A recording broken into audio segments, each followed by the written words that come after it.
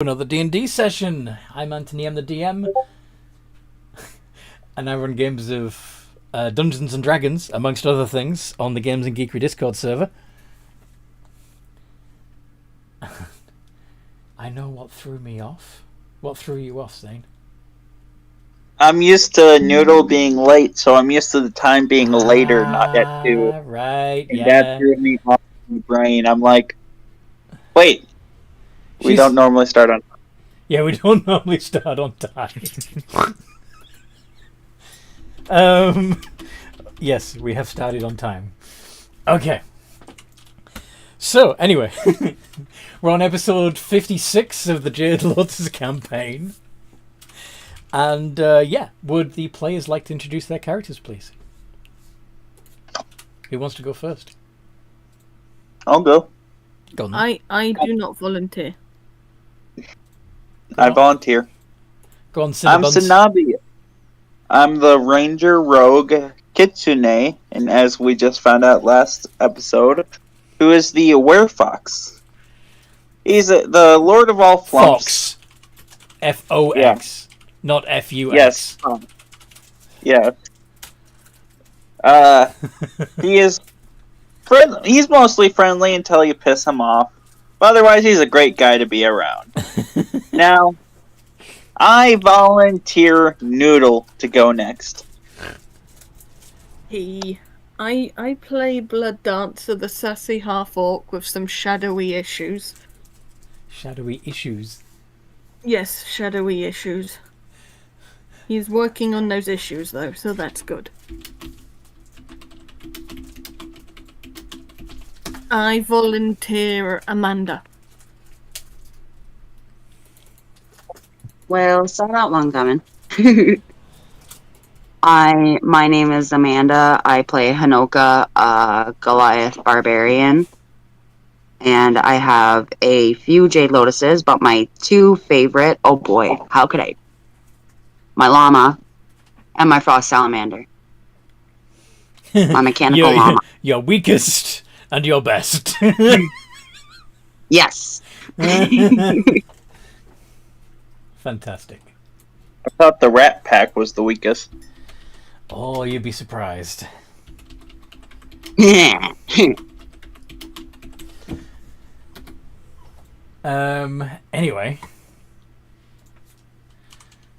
What was I going to say? Yeah, who's next? Oh, Toby. You meant to volunteer someone. Yeah, Hanoka hasn't volunteered somebody. I volunteer Lone Fist. He's not Lone Fist in this game. Well, prior. Sorry.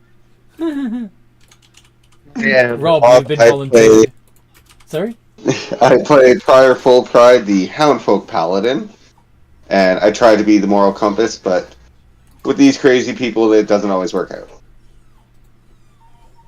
He let me do drugs. I try to remember if the part with the conditioning was before or after the werebears. Because Toby doesn't want to give me a rest from travelling all freaking day. He needs to go out, huh? Anyway, so it's funny that you said worst for last, Amanda, because there's one person left besides Rob. Yeah, blame Amanda, and I'm well aware. Oh yeah, it's Zane. Yeah. Oh, so you were deliberately saying that 50 gigs is the last and worst. Is that right? Yeah. Your mic's not working still, just give me a sec. Okay.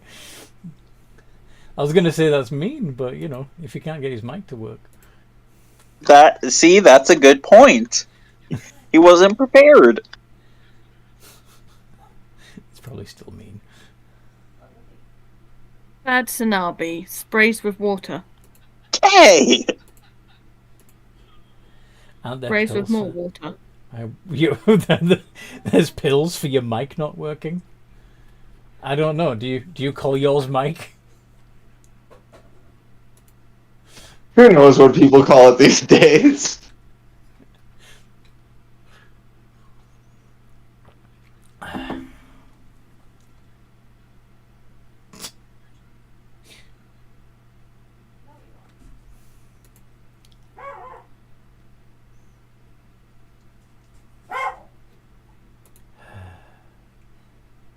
Anyway. Needs to be that one. Hey, is it working now? Yay! Oh, finally. Okay. Hello. Intro, please. Hi.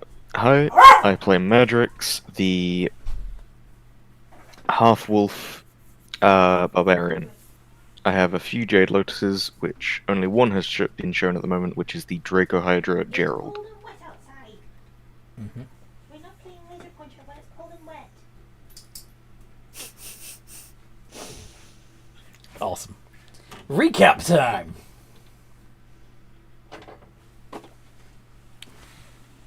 Does anybody remember what happened last time we played? You just want to play laser pointer, but it's too windy and wet out there. We decided to go to the... What clan it is? Banjin. The Banjin. And we ran into a pack of hunters. Well, not sure if they're hunters, but they're werebears fighting special trolls. Special trolls. Yep. I don't know their proper name. Venom trolls. They kicked our butt. The trolls did. They have venom trolls. They are venom. Thank you. The venom trolls kicked our butt. Yep. But afterwards, we managed to defeat them. Was a grueling task. And then when we defeated them, the werebears got pissed at us that we stole their kill. And that was where we ended it off, of them being pissed at us. Uh-huh. So it's you versus a group of angry werebears, yes? Yep. Do you remember how many werebears there were? Too many. Too many. That's very, very helpful. Thank you. That's useful. You're welcome. Yeah.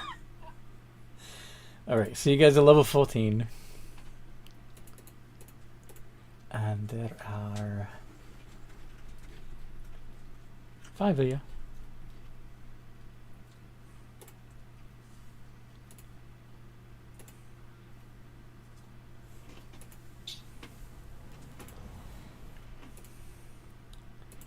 Gotta try and find the encounter that I previously generated now. Anyway, You could probably go to the stream towards the end. mm-hmm. Yeah, somebody could absolutely do that for me. It'd be really nice of them. 1 second.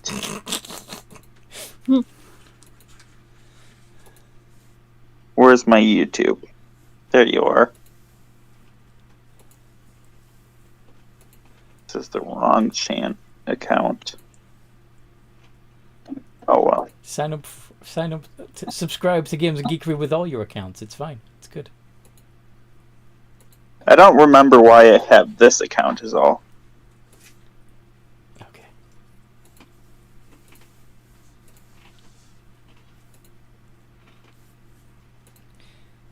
Meow.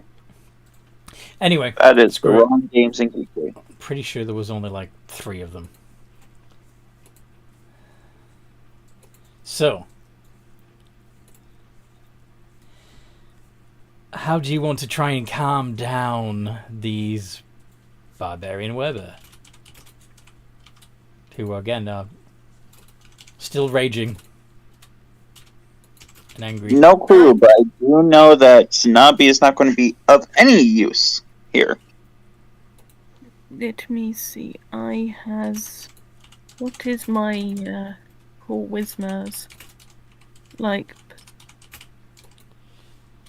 persuasion. Plus over. Right, Blood Dancer is going to go.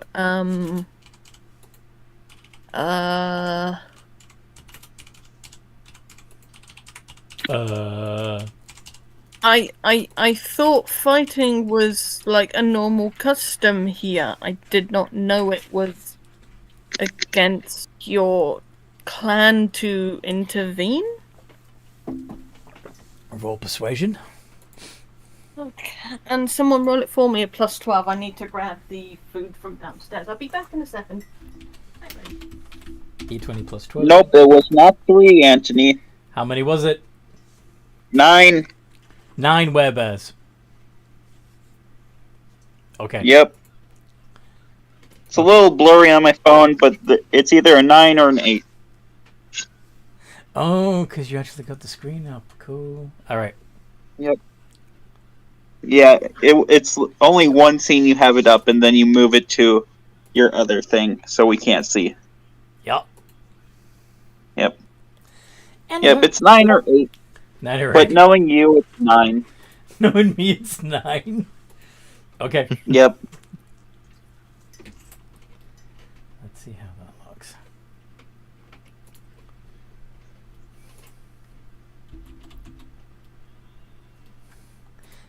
So, Blood Dancer got a 25.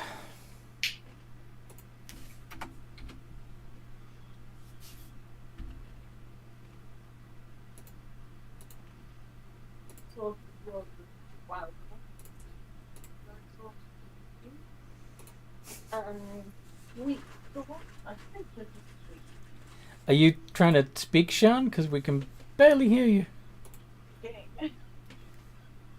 What were you rolling there, Sanabi? You haven't even said anything. That's my wisdom save. Wisdom save for what? Because I'm enraged from the werewolf. Werefox. Last session. Okay. I was seeing how much I can control my anger against. Oh, okay. You know, you're only supposed to roll when I tell you to roll, right? But anyway.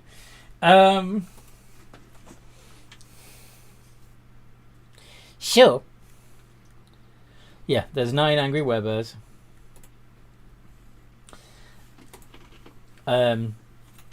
What does Hanoka want to do? They do seem to have heard Blood Dancer's words and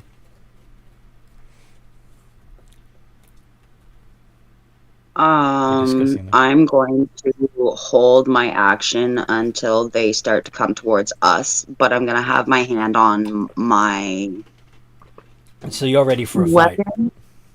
Yeah, I'm ready for a fight, but I'm not going to go at them yet until I figure out kind of what everybody else is doing.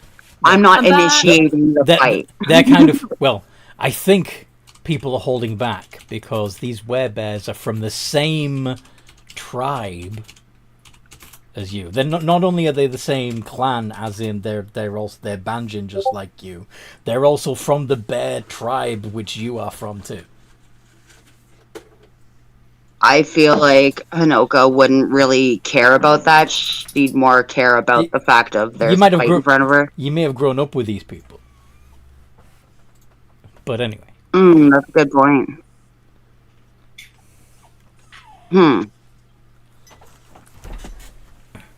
So, if anybody can turn around and say, Dave, knock it off, it would be you.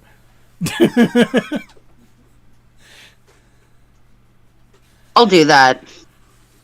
I'll literally say Dave. What is Dave? Is he an orc? No, he's a web. Goliath? Well, at the moment you only see them in their werebear hybrid form, so you don't know. But, yeah, go ahead and roll. Do you want to do persuasion or intimidation, Hanoka? Your choice. I'll do persuasion first. Kobe. If that doesn't work, then I'll throw a rock at them.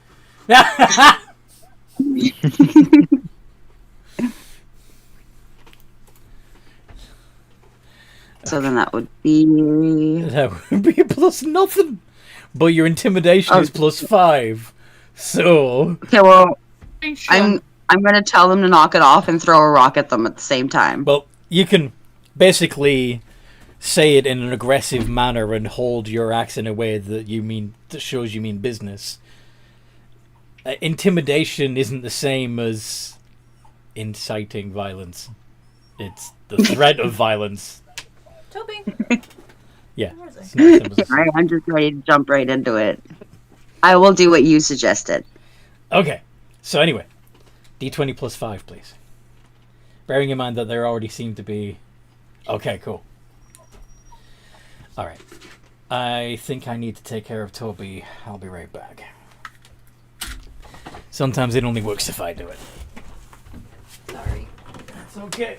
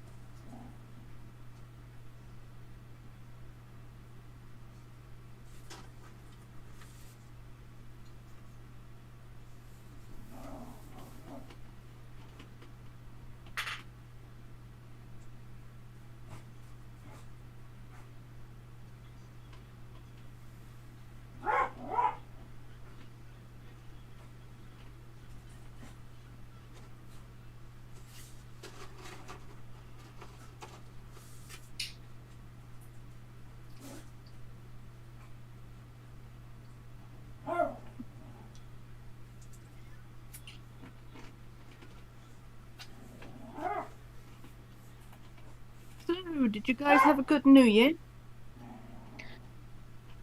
Had a decent one.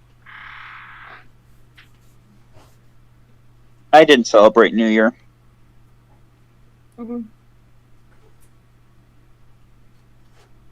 I was busy celebrating something else.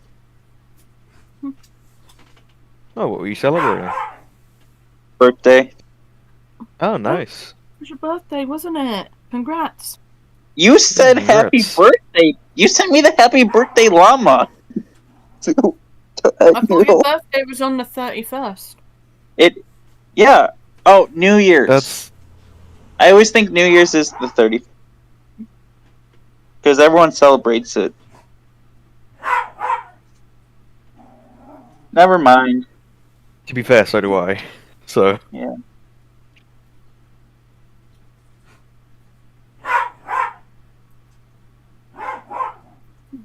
What about the Rob and the Lillians if they celebrate the New Year? Yes, we did. Gabriel actually stayed up, and we had Phoebe over for the first New Year's. Her mom usually has her for every year, and she's like 7, so it's like really exciting to have her for New Year's. I'm about to pop a picture in the chat. They managed to stay up, and then afterwards they were like so done. They went right to bed afterwards, and then Rob and I were sitting downstairs, and it's like, okay, we're going to bed too. You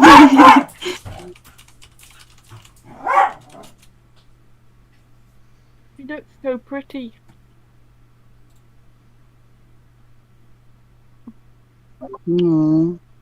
Thank you.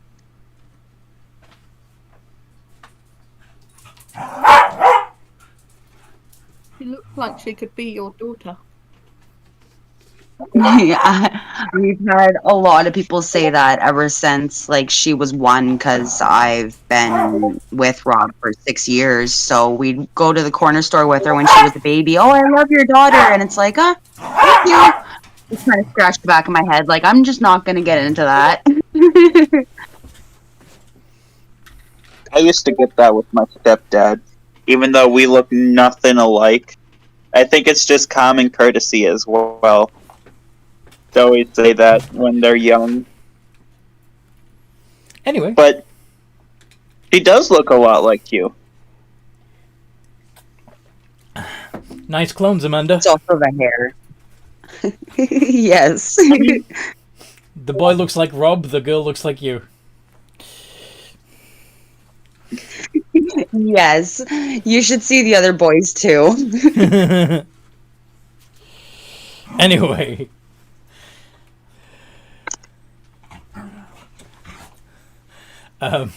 What was I gonna...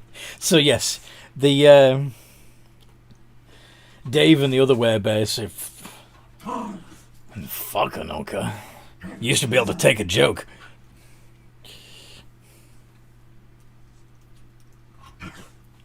Where have you been? I've been out.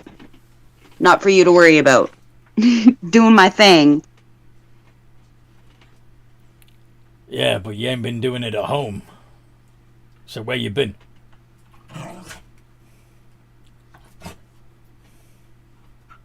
Finding some good and new friends, and I'll start introducing everybody. Well, I'll point at them and I'll be like, introduce yourselves. And I'll tell them to go down the line, kind of make them. Introduce yourselves or I'll kick your butt. Blood Dancer will peek out from behind Hanoka and go, "Blood Dancer," and then dive back behind her. He looks like he could eat me. Yes. Those teeth are huge. They do, as they calm down, they all revert back to their humanoid forms. They still look like they could eat Blood Dancer. There's a couple of Goliaths. There's an orc or two. A couple that look like they are half orc, half Goliath. As well as humans. And mixes of them.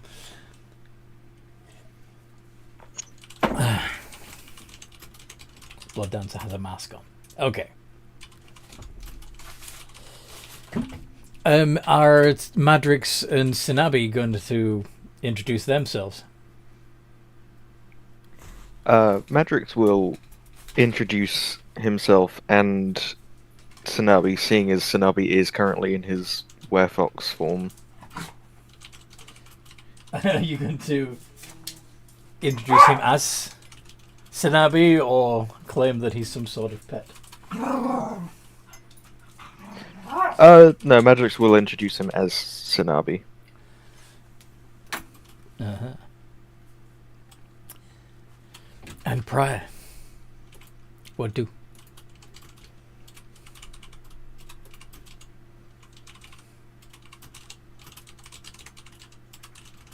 Prior? I'm sternly going to introduce myself. You'll introduce yourself too? Okay. Alright. Well, this is Dave, Chaz, Bob, Bill, Craig, Danny, Phil, Tim, and John.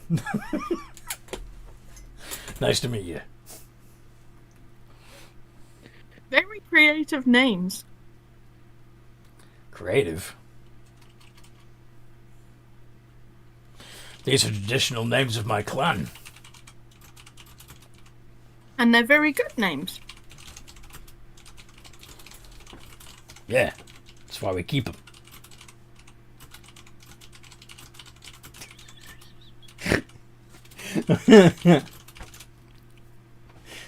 So the fact that Hanoka decided to make Dave canon, I had to go with continue the theme.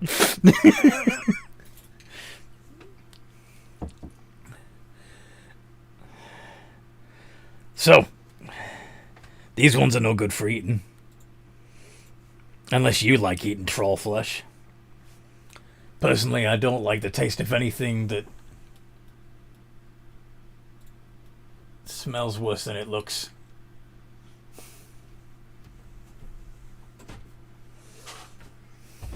I mean, you could eat them, but you'd probably die. I think they're poisonous. Definitely poisonous. What makes you say that? I can smell it. I might have been tricked into trying it once. Or twice.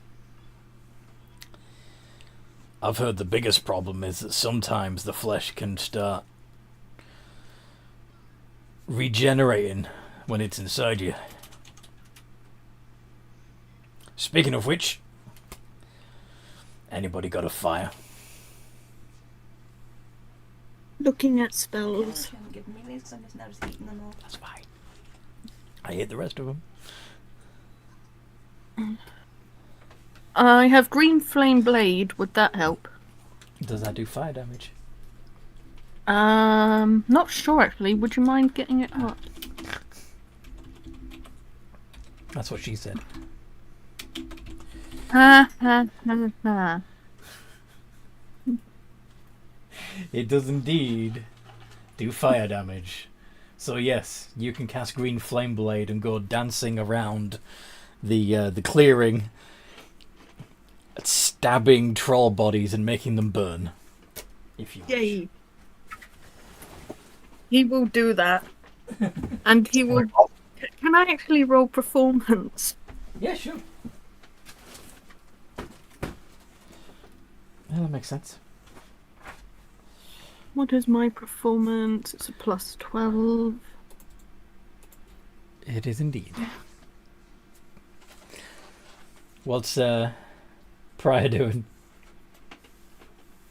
We're not morbid at all. Nope. I can use my searing smite to help out if they need it, or just, light a torch. Mm-hmm. It's not my best performance. I'm trying too hard not to step in the icky puddles. There's lots of that. Yes. Ew, ew, ew, ew, ew, ew. Alright. Should we go look for something worth hunting? Something worth eating?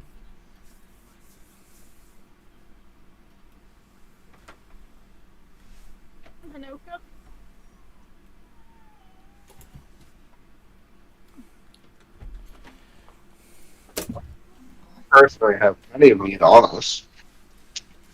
What do you say? Sorry. We personally have plenty of food on us. You don't want to feast?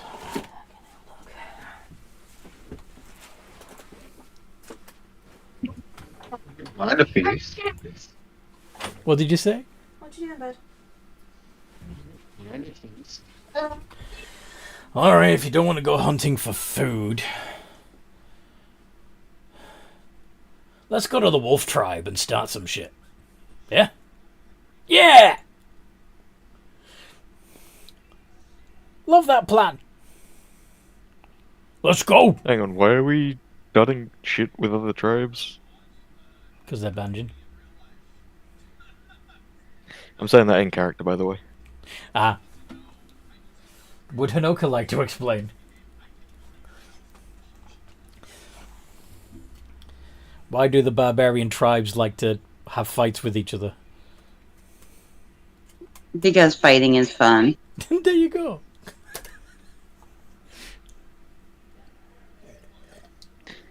You know what? Fair enough. We see that this is going to be our most challenging place to actually unify. You might. You might. Yeah. I honestly, I think it's Matsuhiro that's going to be the toughest dragon. But at least they're already united as a clan, whilst Banjin, no.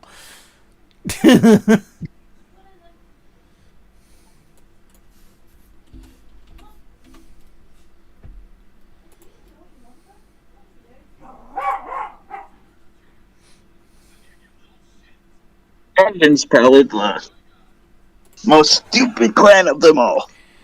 Banjin's the most stupid? Yeah.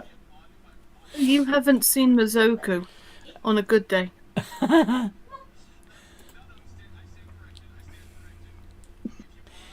So, I'm assuming you're saying this in about character that. right in front of 10 members of the Banjin clan. Yeah.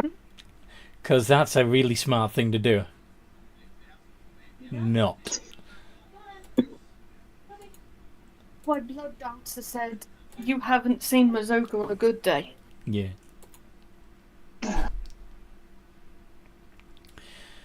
They don't fight themselves. Pardon? No, they don't. They, what they do instead is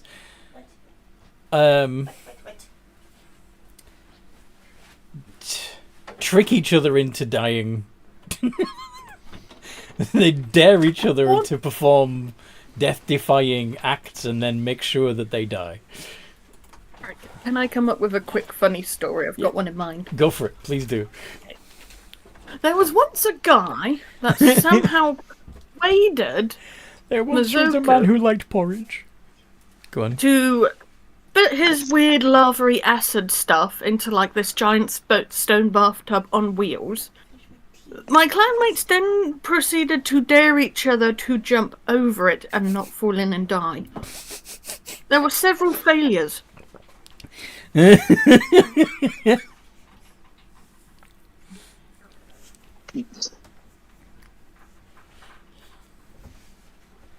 Before I left my clan to go on my little singing adventure thingy, there was a guy that thought he could swim in a vat of acid. My clan is stupid.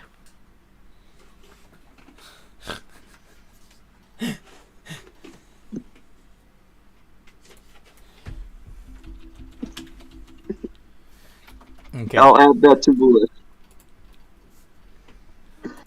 You'll add that to the list. Is that what you said? Yep, the list of clans that need schools.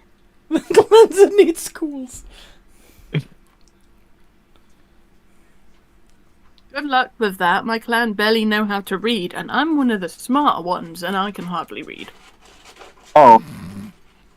That's pretty bad. Yep.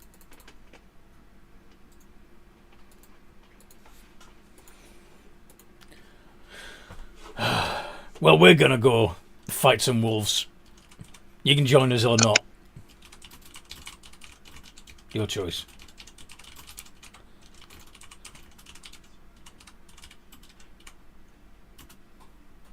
This is up to Honoka. Yep. I personally can't condone inter-clan or inter-clan fighting.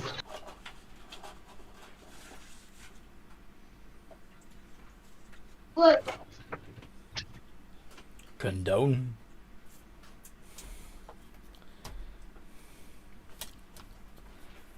Look, Pally I feel like we shouldn't really attack each other. We should kind of just try and talk this out.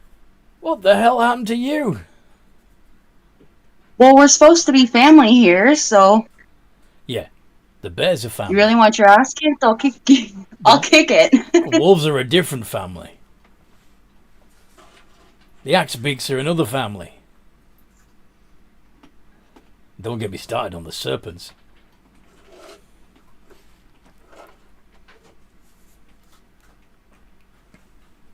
Better than the Crocs? Yeah, better than the Crocs. What's wrong with the crocs? They eat each other. Crocs. Yeah, the Crocodile Clan.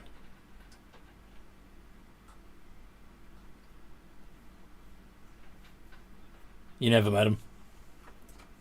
No, they're crooks. Like bad guys. No, Crocs. Crocodile. I know, and I said they're crooks, and what's wrong with them? What's wrong with them? They're crooks. They look at you blankly with an expression that says that seems to say, is he stupid or am I?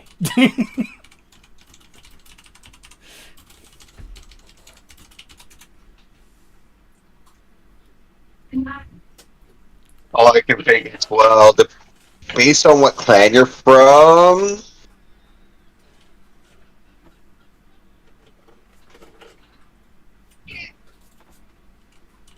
Are you going to finish that sentence? Blooddogs is going to try and cool down the situation. I Okay. really wanted to go for a feed. I'm starving. Alright, let's go hunt something then. Let's go get some meat. Oh, I wanted to fight some wolves later.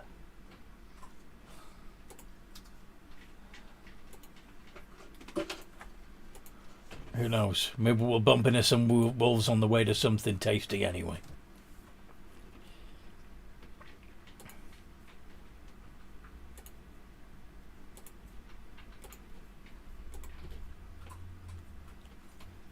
You want to... okay, the Tarrasque.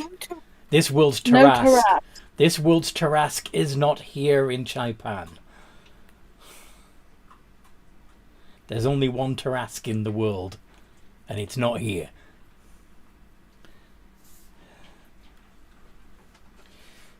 It may have been a joke, but I take all suggestions, whether they were intended as jokes or not. But that one's not going to work. Can't do that one.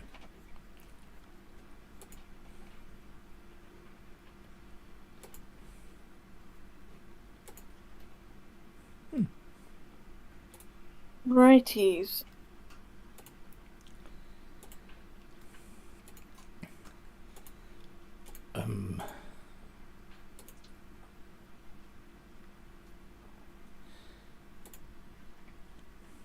Why have to make Gotta step out for milk, but I'm listening. Yes, it's still dormant in the Dwarven lands. You are correct. Still being mined. Well, this is the thing. Little bit of side lore here that has nothing to do with this game, but the dwarves have mined a dormant Tarrasque, crafting the bits that they carve off into various items. Some industrious goblins have been collecting as many of these Tarrasquine items as they can, and collecting them in the sewers underneath Coal City, and are trying to encourage them to heal back together. If I recall, that's something Danger Noodle's looking into. Yeah. With mixed amounts of luck. She's a busy noodle. She's indeed a busy noodle. Okay. But anyway, the bears suggest... How about elk? I know where the herd is. We can go hunt some elk. Sounds good to me, Dave. Alright, Craig's in. I'm in too. Alright, Tim. How about you, Bob? Alright. Bill? I still want to fight some wolves. Get over it. Oh. Hungry. Sorry? Moans Blood Dancer. Blood Dancer just looks to Bill and goes, I'm hungry though. You're gonna deny me a good meal. Hunt it yourself. Of course I can hunt myself, but it's more fun with friends.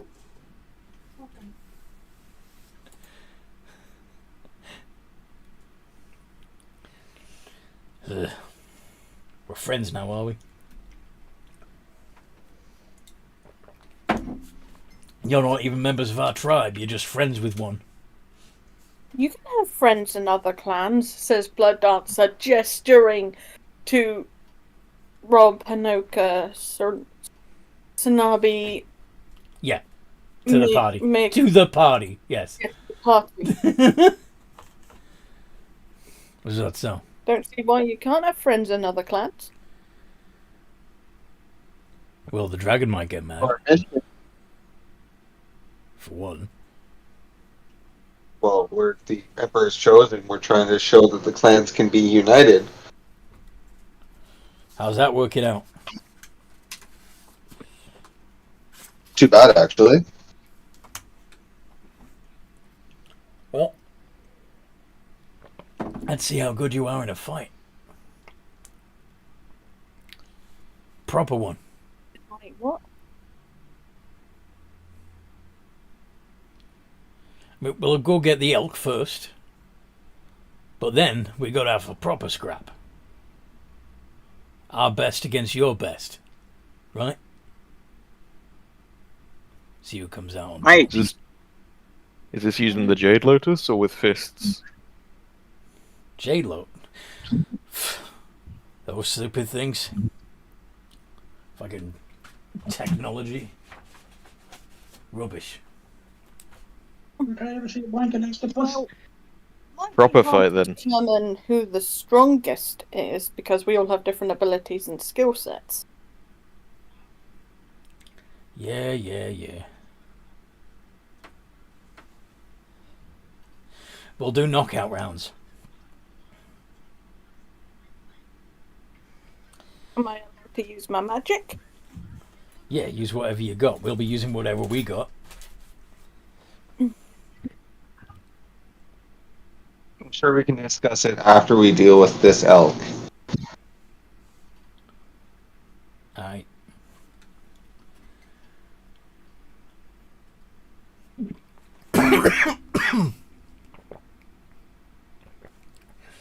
Let's go. Excuse me.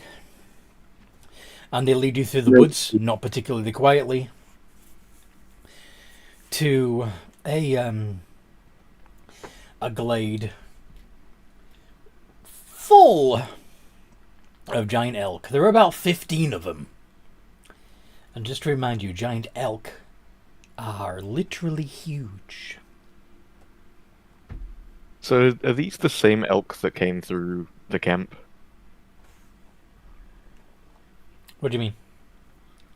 When we were camping last session, Maybe. a herd of giant elk wandered through. They might be.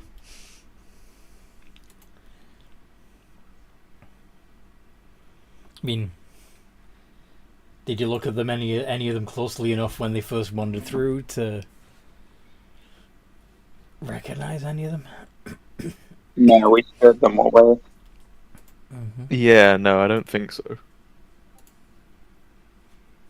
So yeah, you've spared them once. How about this time? Or do you want to convince the bears not to Toby, what's the matter? You've been played with already. You've got Oh no, I'm fine with hunting them. Yeah. Going after a specific one or just them all?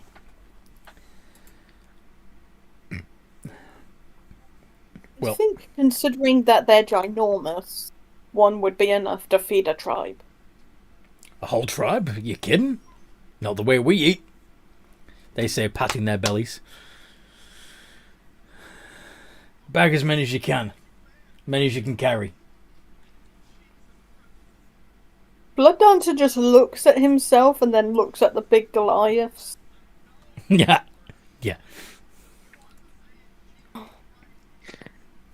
I'll help carry your things, Blood Dancer, if you need it. I'm strong, but I'm not very big. So, Yeah, no, that's what Anthony? I'm saying. I'll help you carry your kills. Before we start the combat, can I do something? depends on what it is you're planning to do. It won't directly harm any creature. Or indirectly harm either. Are you going to take your pants off and spank your ass? What are you going to do? No. I'd like to activate Hunter's Mark and Slayer's Prey. On one of the elk? Yeah. Yeah.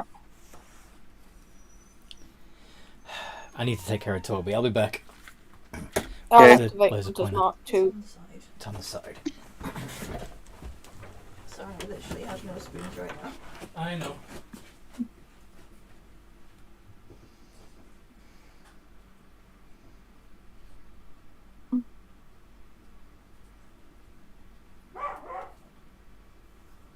Woof woof. Or trying, I have a feeling that it's going to fire miserably. What was that? I have an idea I want to try, but I have a feeling it's just going to backfire miserably. As most do. What's your idea? Ride the boulder that Elf Flobber throws.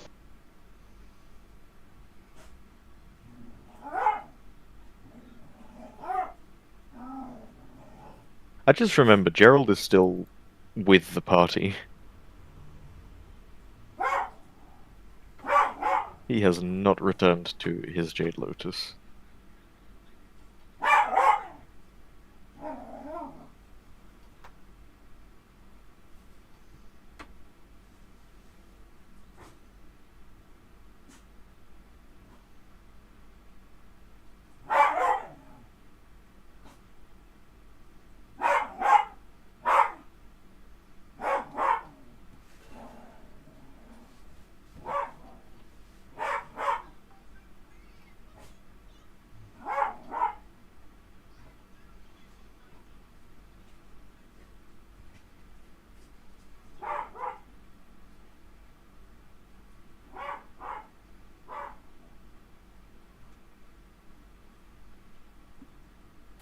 I will also be right back.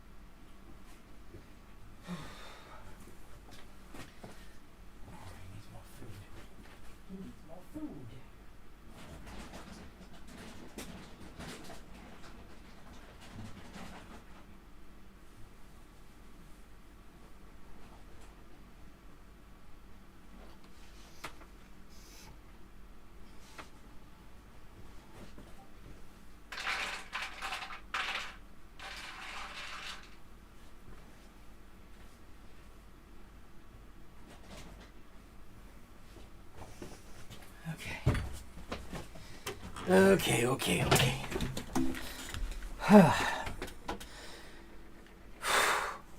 Where were we?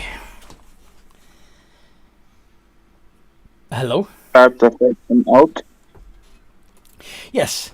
So, And Hunter's Mark on an elk, probably the same one as Zane. Tsunabe. you're putting Hunter's Mark... you're doubling up Hunter's Mark on the same elk? Poor elk. Yes, it doesn't. What? The dream work.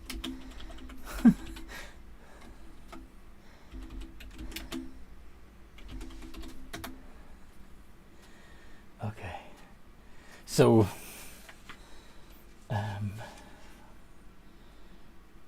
So, when...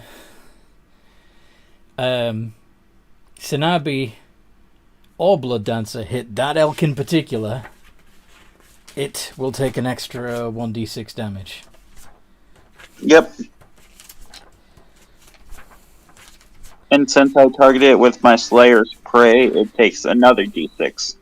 Right. So 2d6 from you, but only 1d6 from Blood Dancer. Getcha. Yep. Okay. So, obviously these giant elks aren't... well, they're still beasts, but they're smart beasts. And they recognize that you guys are bristling with weapons and ill intentions. And they become skittish. Their initiative is 5. Roll it.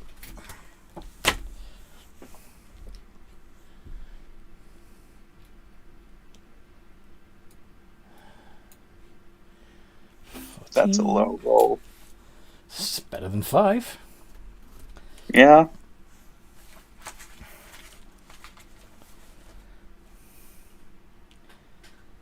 Okay. And we all get a +5 bonus. Right? Oh. So that brings Tsunabe up to 19, Blood Dancer up to 25, Madrix up to 26. What was that you were rolling, Madrix? That is for Gerald. Okay. Does he normally have a -4 to initiative? He has a +1. Oh, sorry. So that I would forgot make to it add the 5. So that would make it a 10. Okay. Oh my, Rob.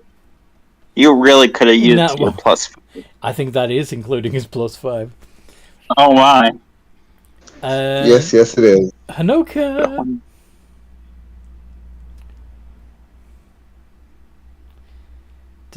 Is she still on a milk run? Do we need to roll for her? Yes, I will have to pull up her character sheet. I got it. It's a D20, including the +5. It's +7, and she's a barbarian, so she had advantage. So 27, not 20. So, ironically, given that she's not here, Hanoka first on 27. Let's see where the werebears would be actually.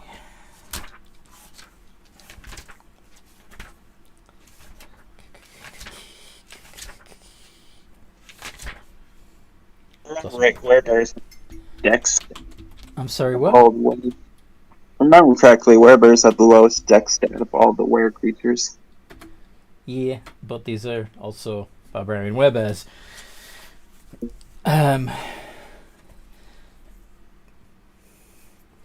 So it's Hanoka, then Madrix,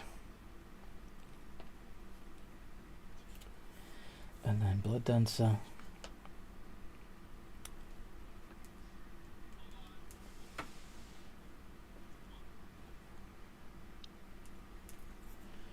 And then I believe Sinabi. Yep. On 19.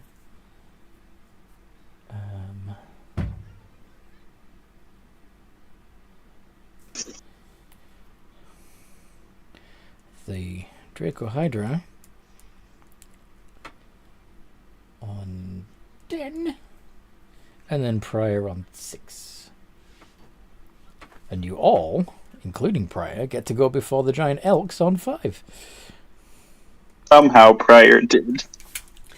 Yes.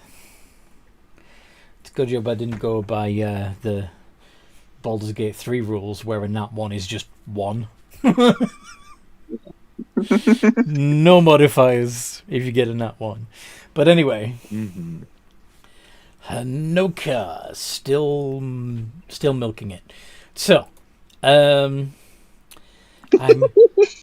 assuming that she would rage and run full pelt for the closest elk.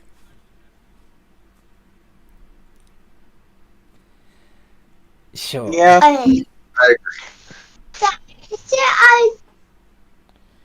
Swinging her great axe as she goes. And she's got 2 attacks.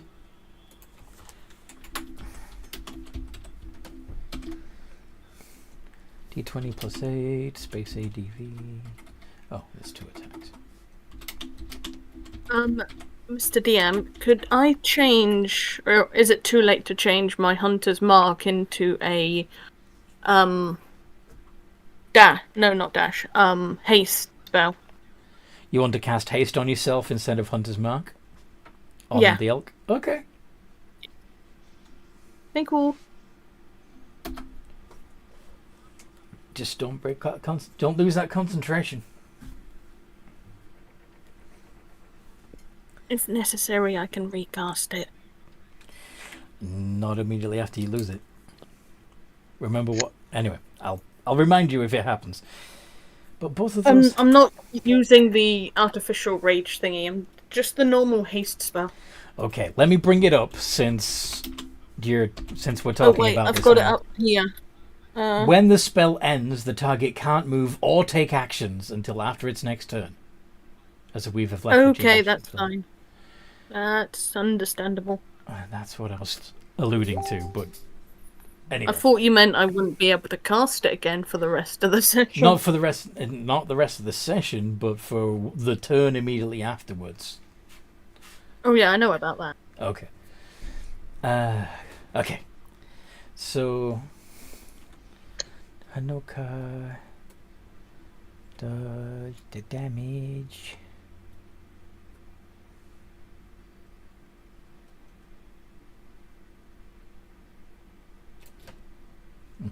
Okay.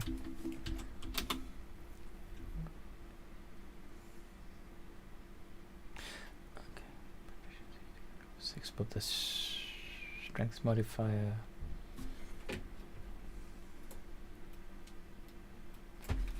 Yeah.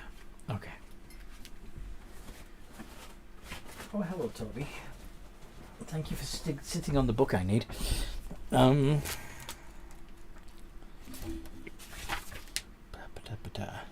Just double checking that this is right. Yeah, rage damage is actually +3, not +2 now. Sure. He's inside, so if you want to close the back door. He's right here.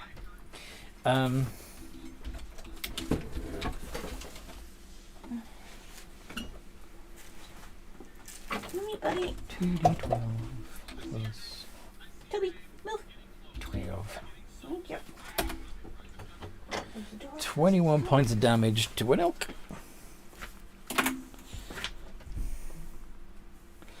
It bellows in pain. Madrix, what would you like to do?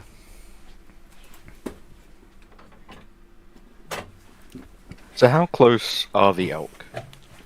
Well, it would have to be, in order for her to be able to run and start hacking, they would have to be within 30 feet. Or at least that one would have to be within 30 feet. Okay, so at least one of them is within 30 feet. And that one that she's already started attacking already looks bloody. Good to know, good to know. So I'm going to rage. And that is going to... 1 second. I'm just trying to see the surges. The werebears look at you in surprise when you rage.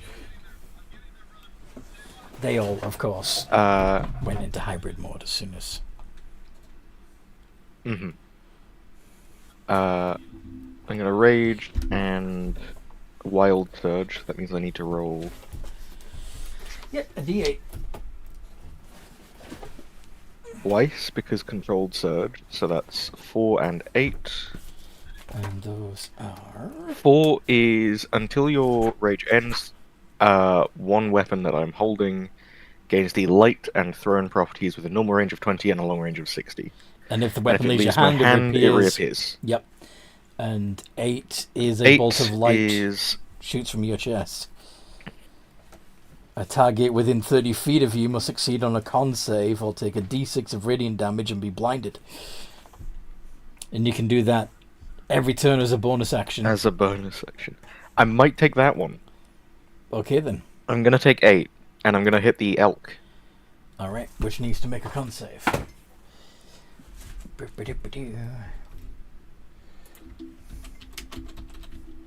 It doesn't tell me what the... Oh, DC 18. I found it. 12. Fails. 1d6 radiant damage. Mm-hmm. 6 damage, and it's blinded. This is not a happy elk. Blood Dancer. I still have my movement and action. Oh, shit. Yeah, of course you do. Duh. Go on. So I'm gonna run up to it and attack twice with my hammer. Your Warhammer.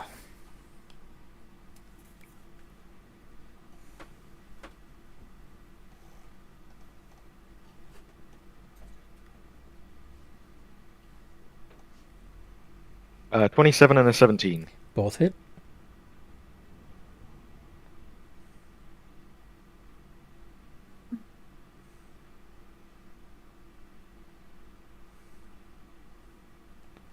$15.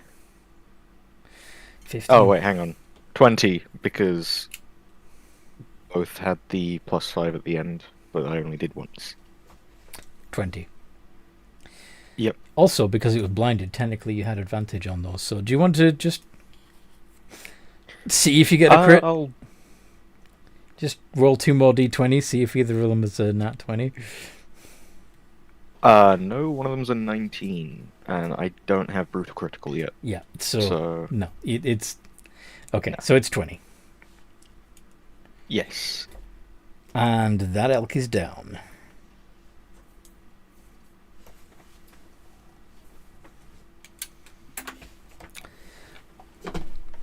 And that's my turn. Mm-hmm. The Dancer of Blood. Yee. And because I have haste up, I should get 3 attacks. Essentially, because you normally you normally have 2, so haste allows you to take use an extra action to attack, and you also have double the movement and all kinds of other fun benefits. Plus ace, plus 2 to AC, and my what was it? My blade flourishes, because I don't have enough space to put it on my sheet.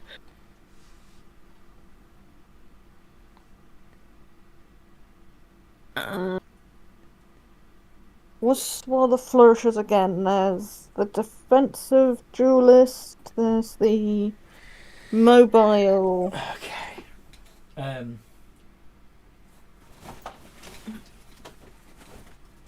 I was about to get it up when my turn came.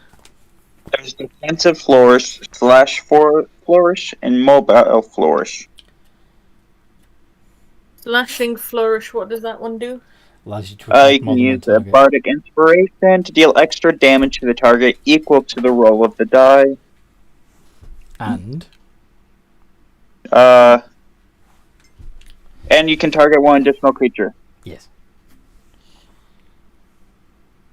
No, not one additional, any other creature within 5 feet, so it could be multiple.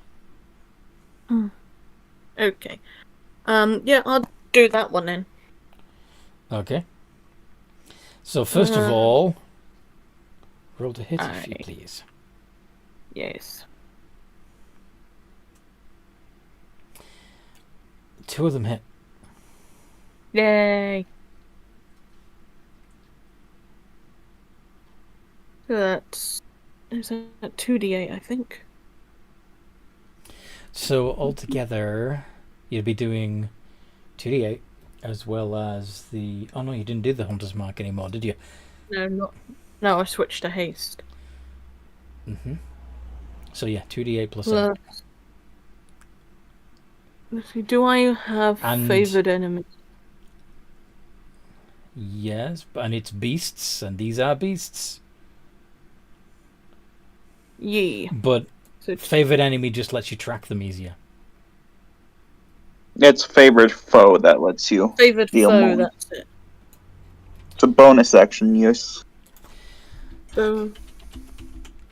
Okay, well, on her character sheet, it specifically says favoured enemy beasts. You don't need to specify for the other one. So the fact that it says beasts makes me think it was the original version. Yeah. Yeah, probably. Especially since they also went with Natural Explorer Forest. But anyway. Yeah. So 2d8 plus... What's my plus to hit? It's plus damage. Normally it's plus 4, so with 2 of them it's plus 8. And then you're also adding on your flourish. So whatever your bardic inspiration die is at the moment, which I believe is a d8. Yeah. Yes. So 3 d8. 17. Nice. And if there is one nearby, that one also gets the ouchies. Since you clearly have the book in front of you at the moment, Zane. Yeah. Do they have to roll to hit separately for the second target? Let's see. Or is it just that the D8 also does damage to the target within 5 feet? Does target to the creature within 5 feet. So. Does not have to roll to hit. Okay. And it's just the flourish damage, right? Yeah. Yep, just the flourish damage. Which is 1. Yep. Okay.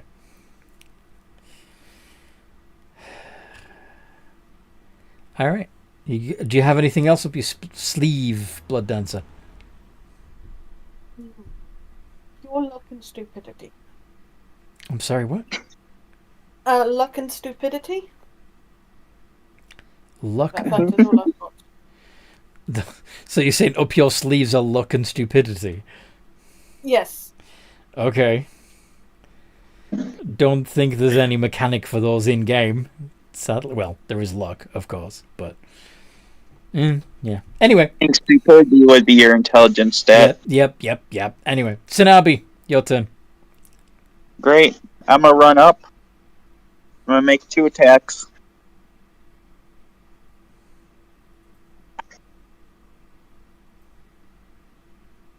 Two D20 plus 8. Well, first I'd like to use bonus action, my insightful fighting. Actually, So I need to make a the elk. deception check against my insight check. Yeah. No charisma. 8. All right. 2D plus 8.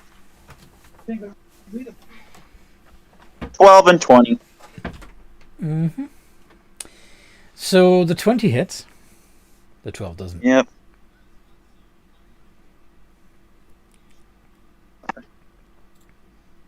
One, 4, 5,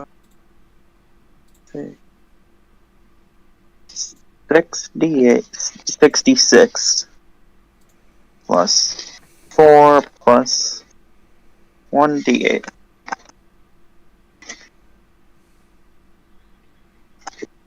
26. Piercing. Is this a fresh target or the same one that Blood Dancer was attacking? Same one.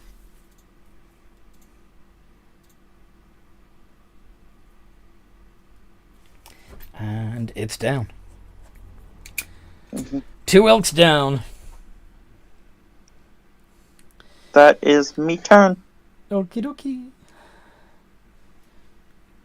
Madric's buddy, the Draco Hydra. Gerald is going Gerald, to yep, that's yep. Sorry.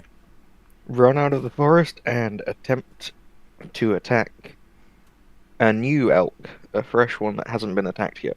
Well, since the ones that have been attacked are both unconscious, seems fair. Mm-hmm. Go on. So there are elks in like a 30-foot radius, right? I believe Draco Hydras have a larger fly than 30 feet anyway, right? No, it's all 30 foot. Really? Okay. Yeah. Well, yeah, it's fine. I'll allow it. He was probably flying overhead already anyway.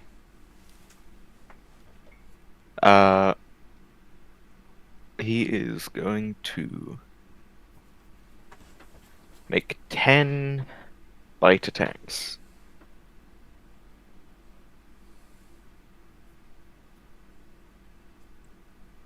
Go on then. 1, 2, 3, 4, 5, 6, 7, 8, 9, 10, and one of them is critical. So that's essentially 11 D whatevers. 11 d10 plus Plus 10 times your normal modifier. 11 d10 plus 50. Mm-hmm. 105 damage. Not only is that elk down, it is chunky salsa.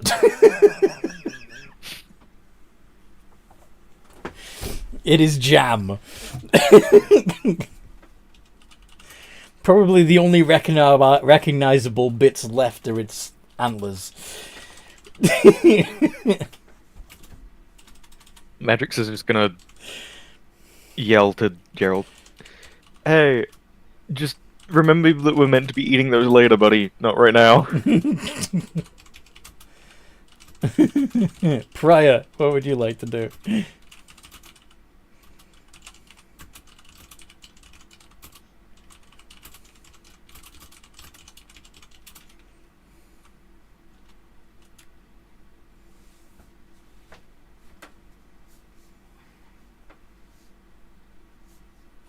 Prior?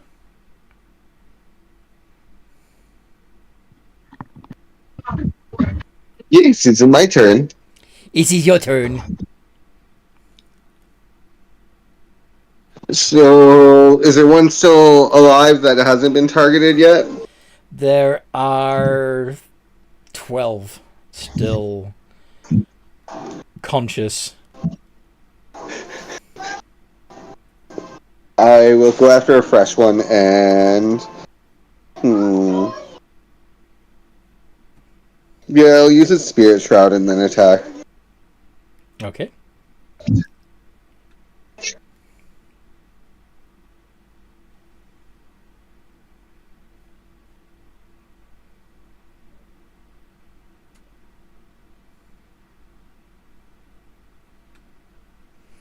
(26 and 20 both hit.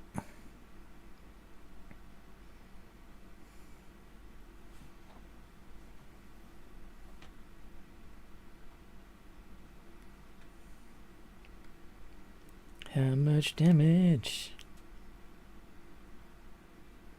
And I will add in a level 2 Divine Smite.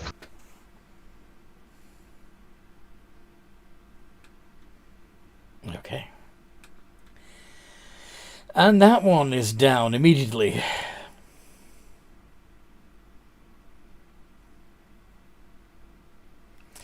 So that leaves 11 still conscious / alive. And it's their turn.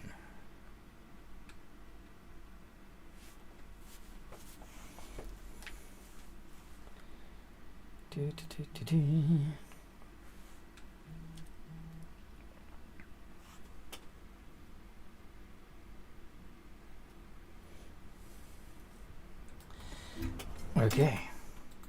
So let's see. So we've had... Yeah.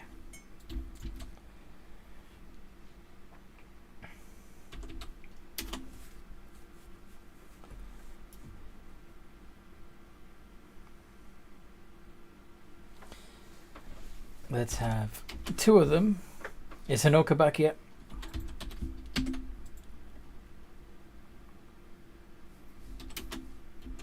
I'm taking that as no. She's not, but she should be listening. Fair enough. So 2 of the giant elks are going to charge Hanoka. Ooh, that's a nat 20.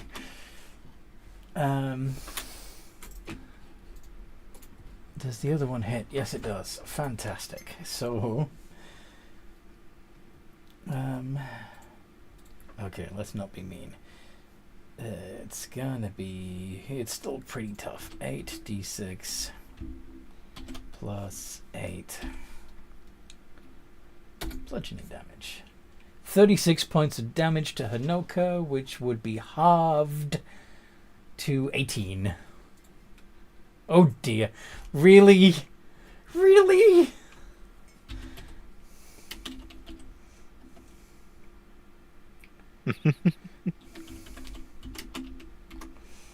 I should make you take full damage just for that joke.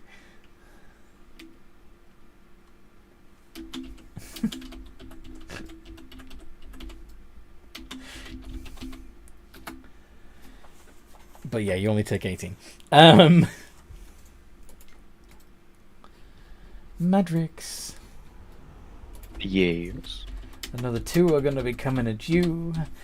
They don't have advantage on you, though, because you didn't attack recklessly. But they are charging.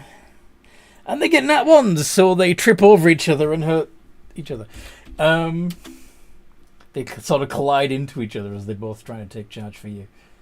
If I take half, can I double her damage? Tsunabe, are you volunteering to take 18 points of damage so that she takes the full 36?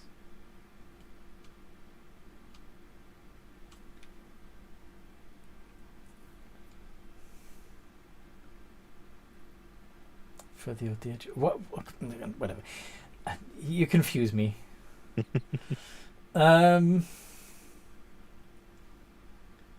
Yeah. So anyway,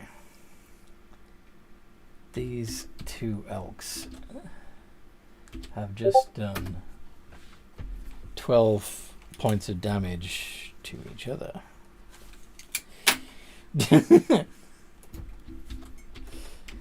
And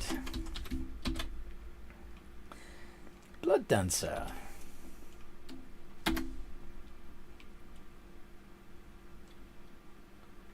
Does an 8 or a 17 hit you? Let me see. With my slight AC boost, I think it does still hit me. Yeah, it brings it up to 16, so one of them still Yeah. hits. One of them still hits. Oh, duh, that was 2. Yeah. Just realized that technically... Okay.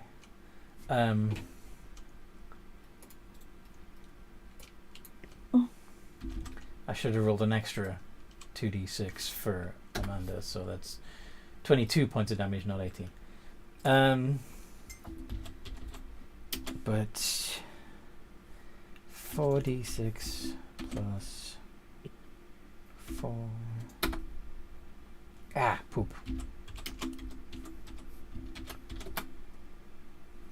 Blood Dancer takes 19 points of damage.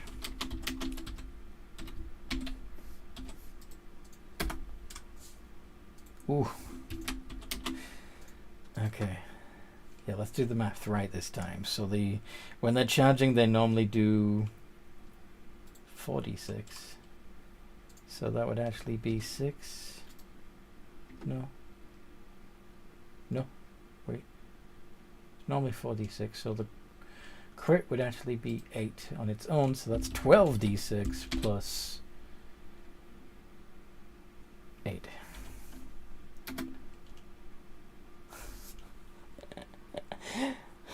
Sanabi takes 51 points of damage. I'm gonna use Uncanny Dodge to half that. So you only take 25. Oh no. And Priya. That normally heals half my HP. I'm already down You're already down? half my HP. Oh, you're down half. I'm below half HP already.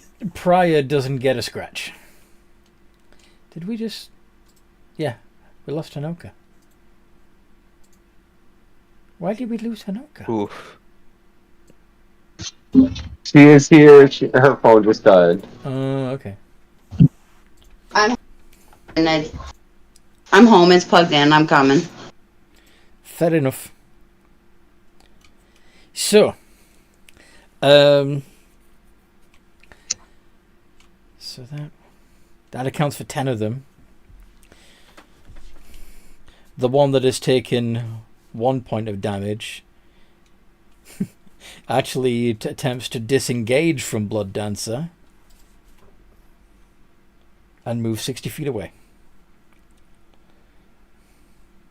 It's not going to help it. I have extra movement. Yeah, but you're also in melee with 2 more. So... Okay.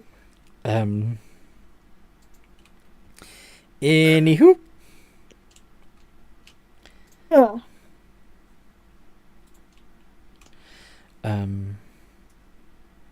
Yeah. So...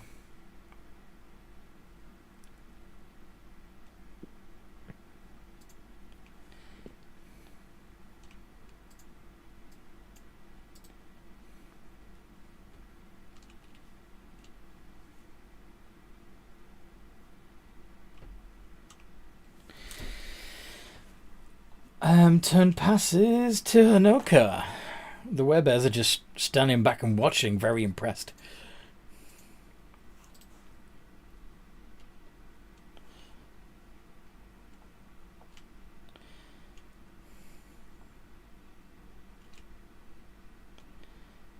So,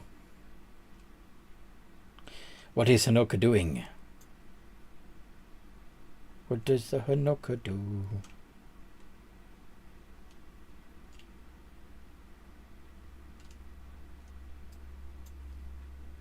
Hanoka?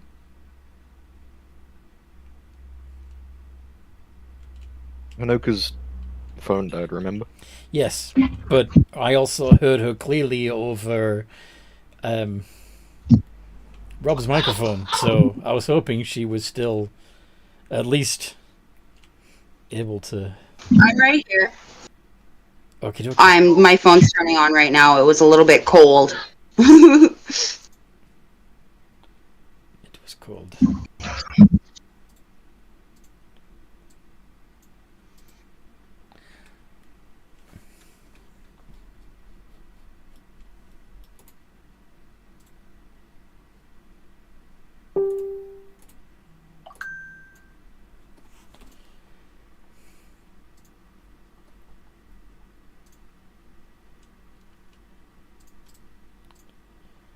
Cool. So, what would you, Hanoka, like to do?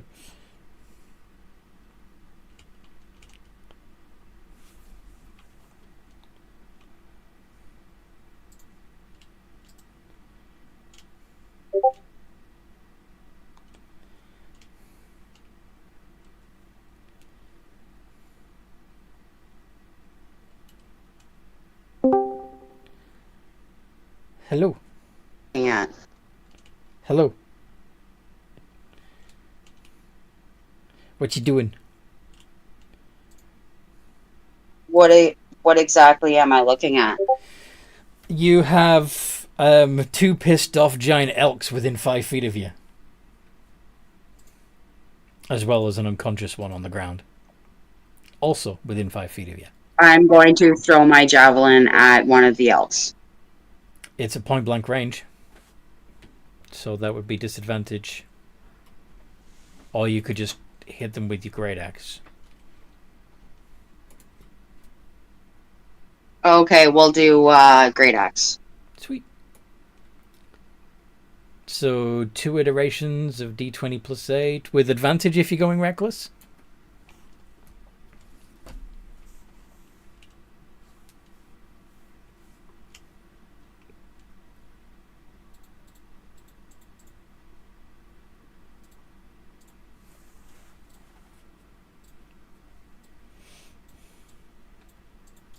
Always reckless. Yep, both of those hit. How much damage do you do?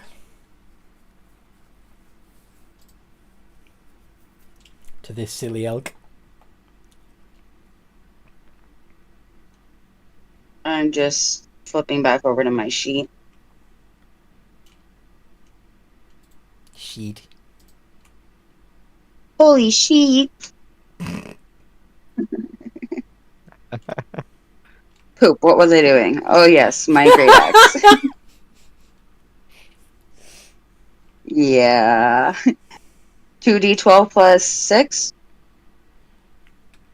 2 iterations of d20. Oh, you already did that, yeah. So it would be 2d12 plus 12 altogether. Oh, oops.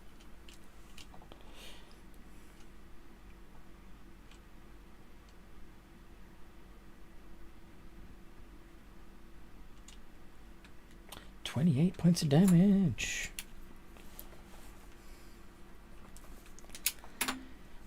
Already looking bloody.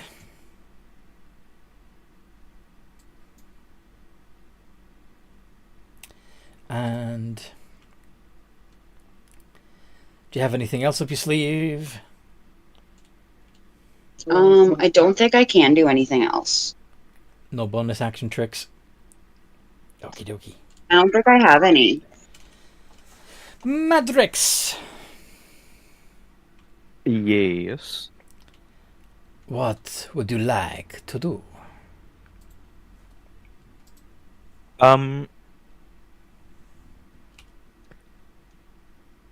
So the unconscious elk that I killed last turn there's an was unconscious also one. the one that Hanoka. Yeah. No. Mhm. Oh yeah, actually, yes. You both teamed up on that one. And 2 Yeah. more elk were charging at you, but they tripped over themselves and hit each other, so they didn't quite get to you. Yes. But there was a second one that hit Hanoka, which would technically be close enough to you to hit. Or you could help her take out the one that she started fighting. So I am going to use the blinding bonus action thing. Yes. And one of the ones that charged me, I'm going to attack with the blindness as a bonus action. one of the ones that already hurt themselves trying to charge you. Okay. Yes. Yep. Meanie. Okay, go on. So he needs to do a it's con a DC save. 18. Yep. D20 plus 2. 4. I don't think he passes. So that's 1d6 damage. That's 2 damage plus he is. Hang on, what was it? Blinded. It's blind for a duration, but I can't remember the duration. For as long as you're raging. Ah. That makes sense. I believe. Oh, no, until the start of my next turn. Oh, okay. So you can hit it again. And I am going to go round to Hanoka. And I am going to use bolstering magic on her to give her the effect. For 10 minutes, the creature can roll a d3 whenever making an attack roll or ability check and add the number to the d20 roll. Yes.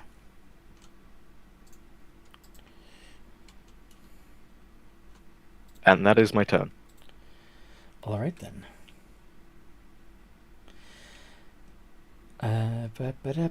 Blood Dancer. You have 2 within 5 feet of you. And 3 attacks. And 3 attacks. Let's hope they know how to share. Okay. 3 iterations. Exclamation R, 3d20. D20 plus 7. 10, 10, and 16. Only one of those hits. Crab apples. So, are you adding another flourish? Yeah. Okay. So it's 1d8 from the rapier, plus 4, and then plus another d8 from your flourish. And are you doing slashing again? Yep. D20. Alright. So d8 plus. A d8 plus 4 plus d8. 4 plus d8. 11. Okay. So you do 11 points of damage to one of them, and 5 to other. Mm-hmm. Fucking stupid fly. I keep trying to check my notes and this fruit fly keeps buzzing in back into my vision. Ooh. Look, he wants to play as well. You can fuck off. Anyway. But he wants to play. Let him play. Do you have anything else up your sleeve, Blood Dancer? Craziness? Do you have any more? Do you have anything else you can do this turn? No. I think next turn, if I'm still standing, which I hopefully will be, I might switch to using a spell. Okay. Cinnaby.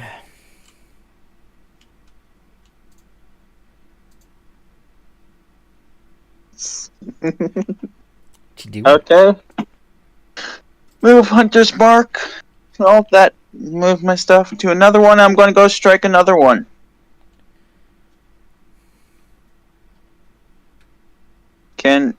But first, I'd like to use Insightful Fighting. Can it make a deception check? d20. It got an 8. And you got a 32. When you have a plus 16, it's very unlikely. I also can't roll below an 8 as well. Yeah. Anyway, What doing? 8. I'm striking with my trident. 20 and 26.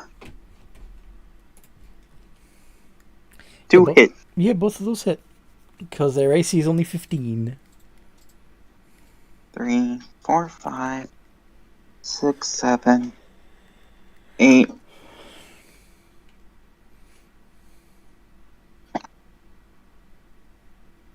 Plus.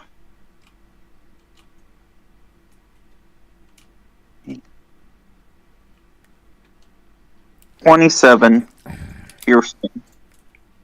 27 points of damage. Already That's looking bloody. Okay then. And the Draco Hydra.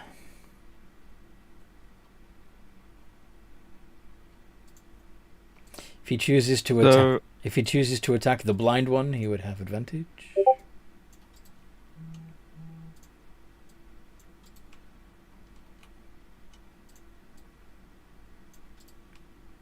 I don't know whether to attack another one again, because they might just die and be completely mutilated like the other one.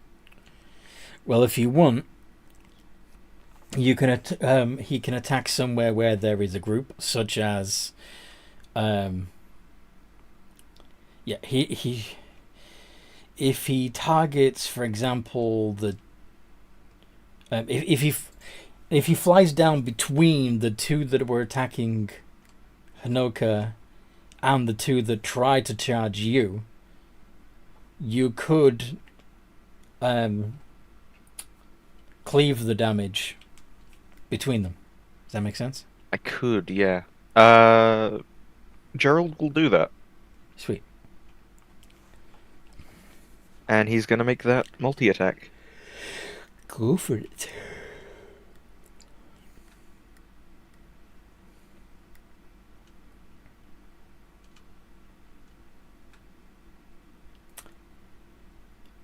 Only the 14 misses. And one of them's a crit. So that's 10d10 plus 45. Hang on, I might have that wrong. It is 10. Yeah, it's 10. Plus 45. 97 between them.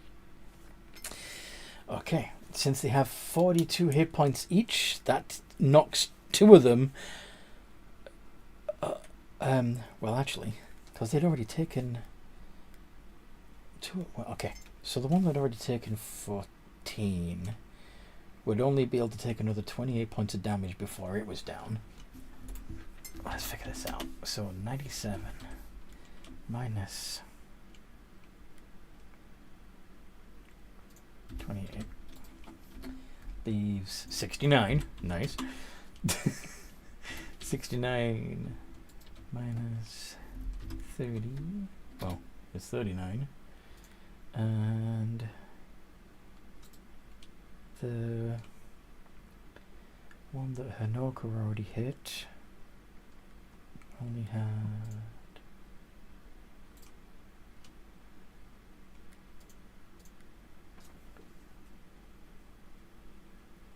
14 hit points left. So 39 minus 14.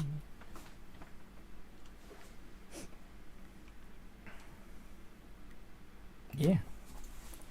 So 3 down and another 25 points of damage done on top of that. To the fourth one.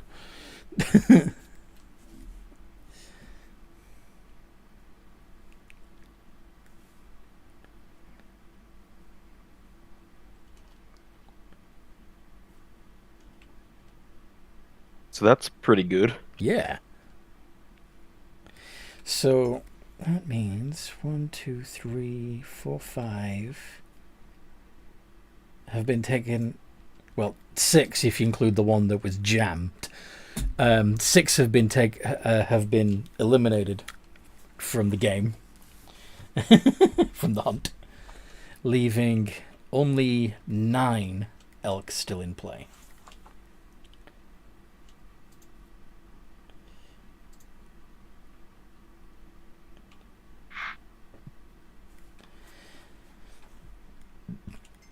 Cool. Prior. Do we have enough elks? Sorry? Do we have enough elks? You've taken down 5. You've got 5 that are unconscious and 1 that is mush. You might have enough. But what does Prior want to do?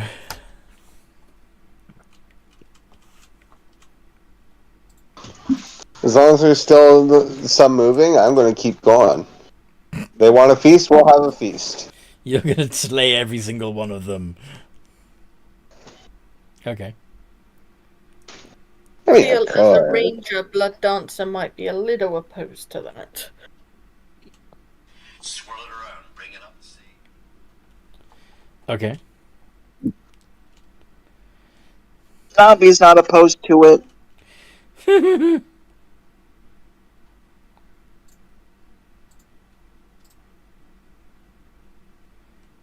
It's not like this clan puts anything to waste. Like, Yeah, but I'm more I concerned mean, if there's with food excess, you later. can just make it. If there's Like- anything excess, you make it into jerky.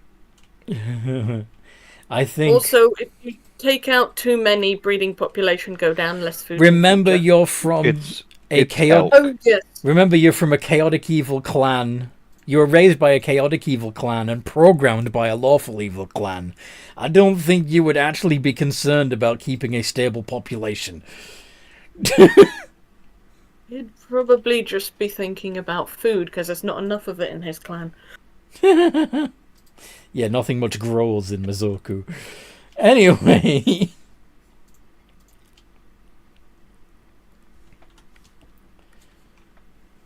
Neither of those hit. well, shit.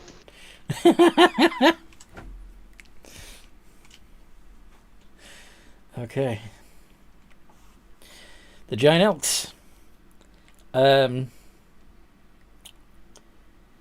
Realizing that they have lost a big chunk of their number,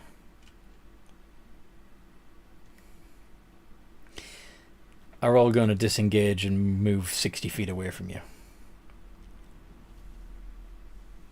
I'm going to op attack. You can do that even if they disengage? Sentinel. That should have triggered when they moved into range, right?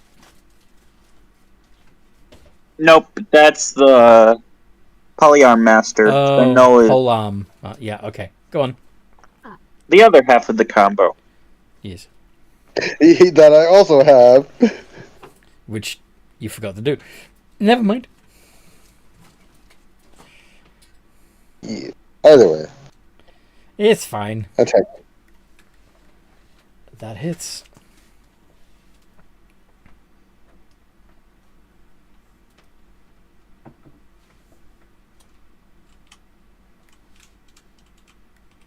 And you do 17 points of damage.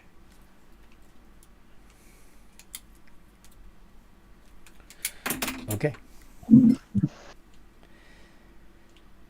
Does anybody else have any tricks that would allow them to attack the elks as they try to escape? Not if with they disengage. disengage, then nope. Okie dokie. Then Hanoka, are you gonna try and chase after and run down these elk, or are you gonna just let them go?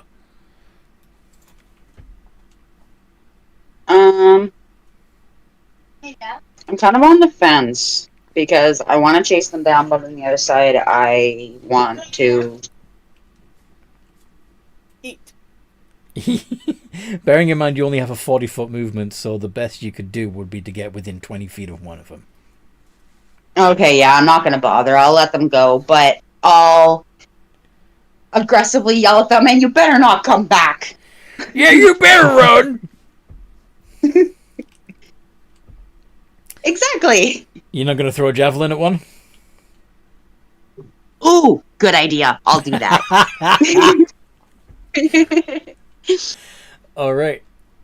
So you could actually chuck a couple of javelin, each of them d20 plus 8. You don't get the advantage this time, though. I can live with that. Both of them hit. So that's 2d6 plus 6.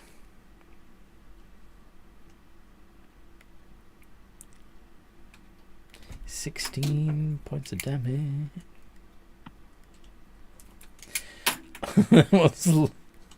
That one's hobbling along on 1 hit point. Should end its misery. Madrix. There's one hobbling along on 1 HP. Yeah. So the one hobbling along, that's Okay. 60 feet away, right? Yes.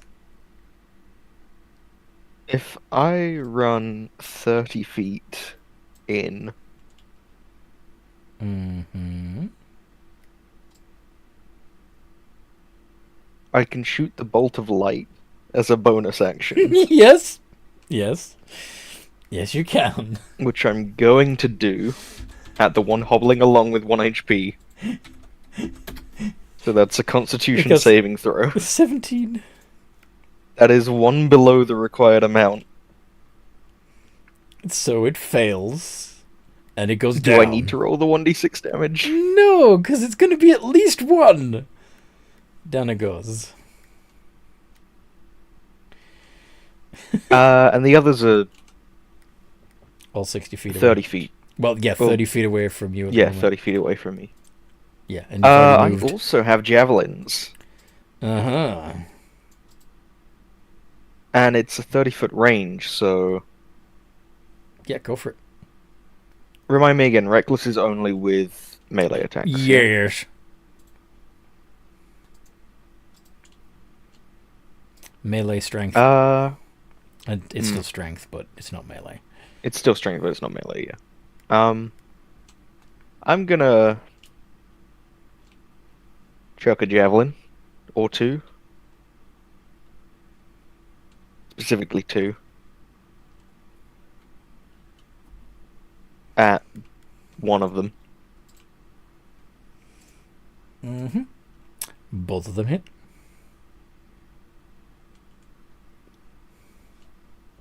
Uh, 2d6 plus 10. That's not what I meant to roll. No, I didn't.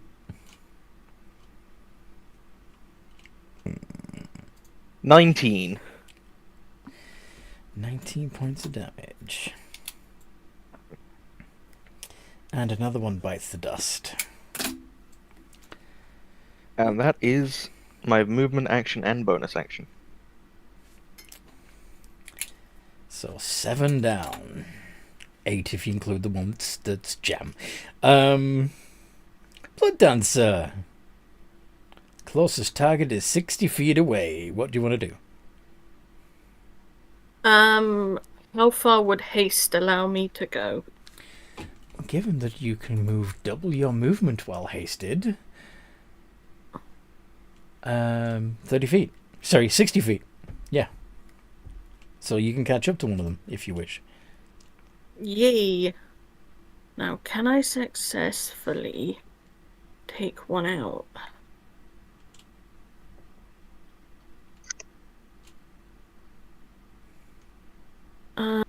Let's see. Could I technically... No, because I have haste up. And green flame blade is... Also concentration. Yep. Yeah. I've got shocking grasp. Yes.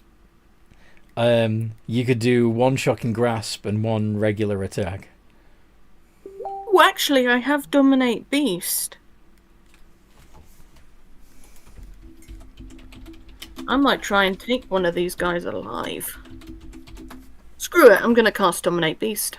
You attempt to beguile a beast that you can see within range. It must succeed on a wisdom save or be charmed by you for the duration. Charmed. 12. Let's see, I might need to it has upcast advantage. It has advantage because you're attacking them. So, yeah, 12 is the one that counts.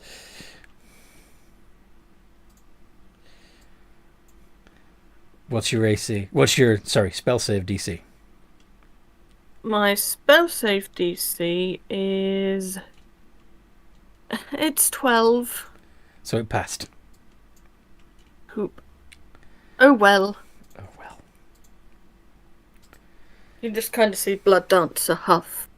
You still have one more haste action, which you can use for an attack. Okay, pointy weapon time. Mm-hmm. Is the one I'm going after already injured? Yes. Okay, D20 plus 7. 22. That's a hit. Okay. So that's just 1d8 plus 4. I forgot to add the 4. So 11. Mm-hmm. Okay. It's still standing, of course.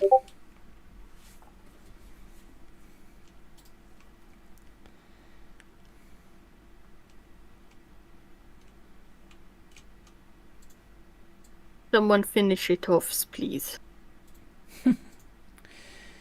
Cinnabee. I mean, I can. Okay, what do you want to do? I'm gonna pull out my... Which one is it? Short bow. I'm gonna shoot at it. But I'd like to use insightful fighting. So, deception check versus insight. Never mind. Never mind. Yeah, there's no way I can beat that. Yeah. Okay.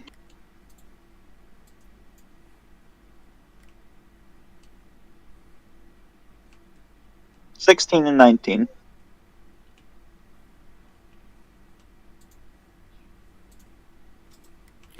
Okay. Do they hit? Yes. And, is this a ranged attack? Yeah. It's my short bow. Cool. 5D. Not RR. R5D. 6. 4. That's it. 20 points of damage. It's still standing. Guess I should have used Hunter's Mark. Oh well. That's okay. Because now it's the Draco Hydra's turn. It's probably going to finish No, it.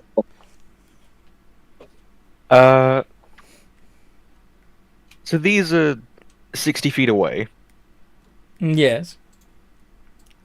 How spread out are they? Not. They're all moving together as a herd. Okay, the Draco Hydra is going to move in 30 feet so that it doesn't hit anyone else with this. Okay. Because it can't move 60 feet in a turn. Because it can't move the 60 feet in a turn. Okay. Yeah. They can. But it can use Prismatic Breath. Alright. What do they need to roll to save? And what's the Spread. A 60-foot cone. A 60-foot cone, so you should be able to get 3 of them at least. He's going to attempt to get 4 of them, but yeah. Okay. Pre-cooked. He's going to use...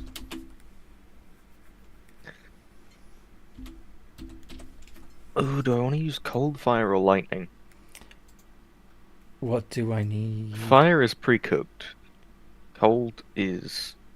keeps them Lightning. fresh. I think Doesn't really matter at this point.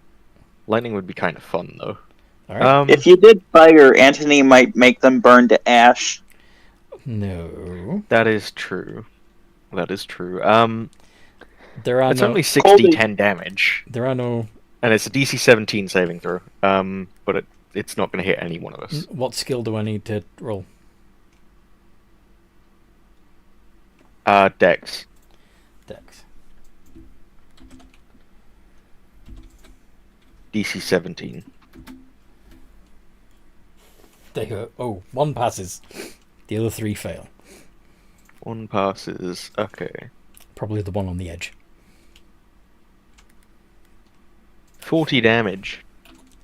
Lightning damage. Okay. So... let's start with this one.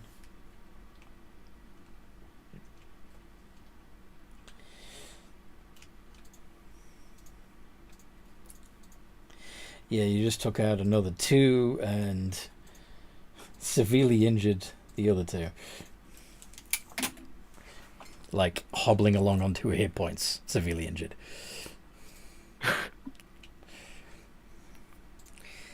Prior.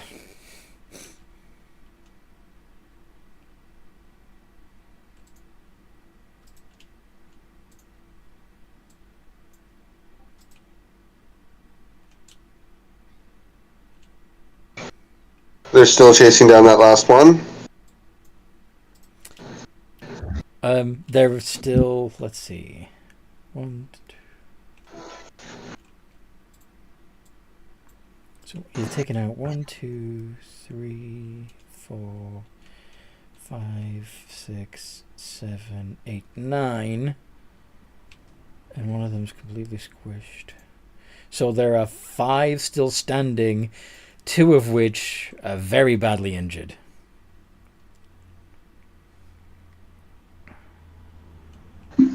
The only thing is I have no way to catch up to them. So you're going to have to use a range attack.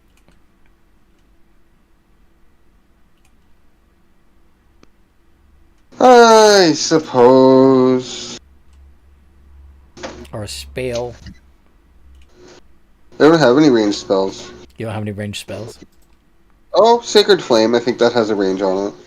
Yeah. Well, let's go for that.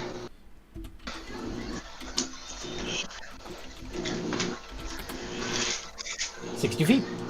Needs to make a dex save.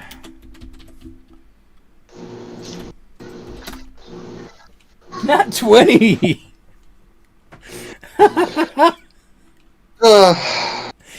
No damage. The giant elk. Well, I'm happy.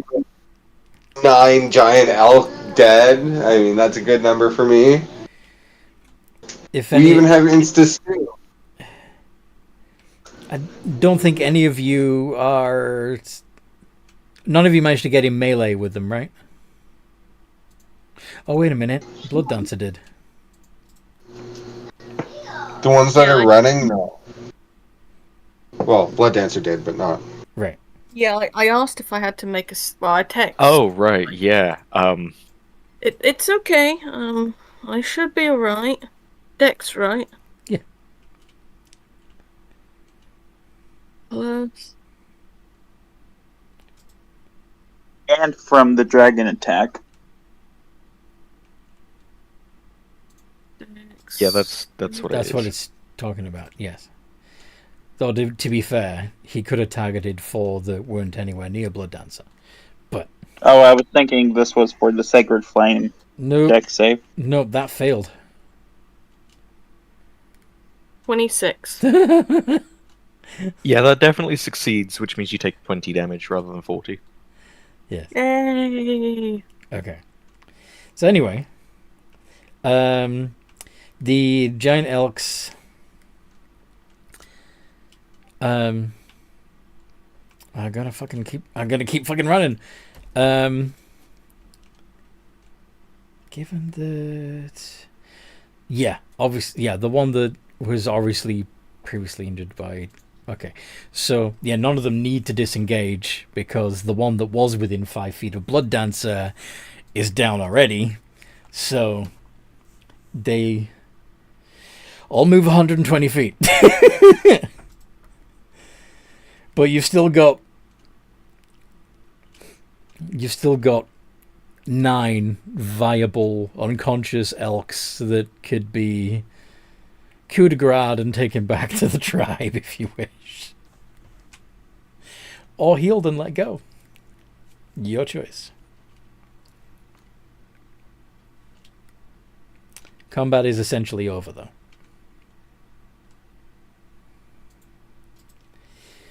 I think we should ask the rest of the clan. Sorry, the Banjin clan. That was brilliant, says Craig.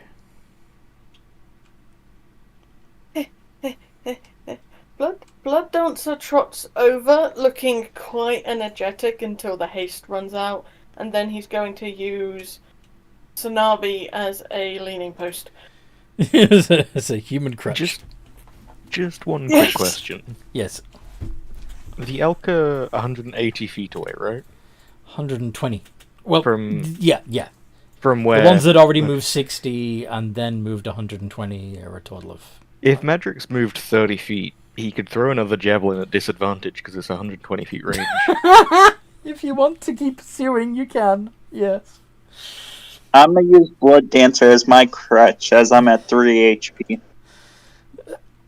You could also send the Draco Hydra just relentlessly... I mean, it can only move 30 feet a turn. Right. But elk, anything in the deer family, eventually stops running and starts grazing again. And at that point, the Draco Hydra could hit them again. But That's the reason why I humans... don't really want to send Gerald away. That's the reason why humans were such effective hunters, despite the fact that they were much squishier than the animals that they were hunting. Yeah. Because they were Perseverance, relentless. Yeah, Perseverance hunters. Mm-hmm. So that's a 20... Oh, hang on, that's at disadvantage. Yeah, roll those again. 22 to hit one of them.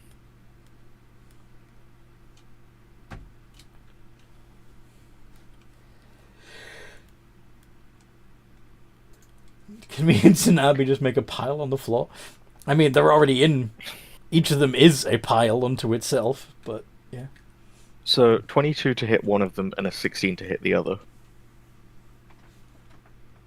Okay, I see what you did there. Yeah. All hit. Both of those hit. Just a quick... You said they were on 2 HP, right? 2 of them are, yes. I thought only 2 had ran. No, the remaining 5 ran. Oh, right, okay. I was going to aim for the ones that were hobbling along, and if they were at 2 HP, then they are both dead, because the least damage I can do is 6 with javelins. Oh, yeah, because of your modifier. Yep. Yep. Okay, so yeah, you've ended up with...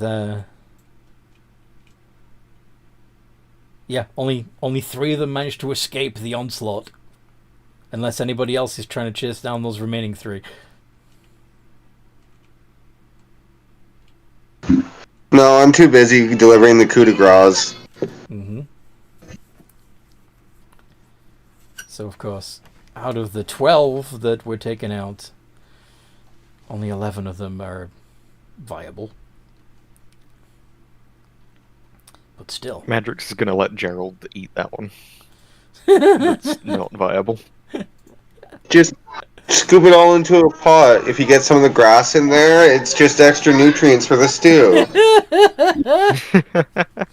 Here, Banjin, they'll eat it.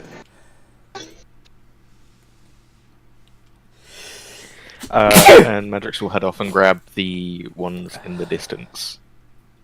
Okay.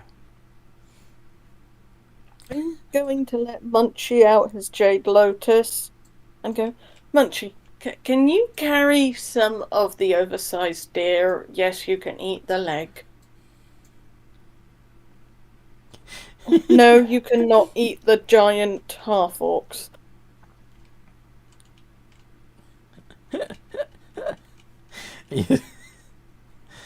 Okay, so Munchie, the Hydra, helps you carry back one of the elks. He might be able to carry 2. He's a big, strong boy. Yeah, he's got 10 heads now, right? Yeah. Yeah.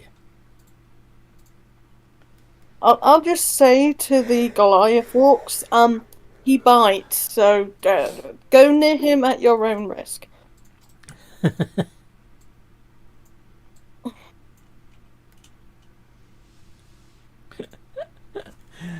Okay. So you gather up all of your prey, and the Banjin clansmen happily take you back to the tribe.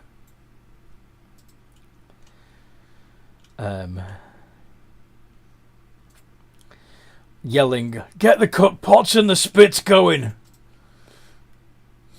We got a bumper feast!" Take the leg from the Hydra, or you will lose all of yours.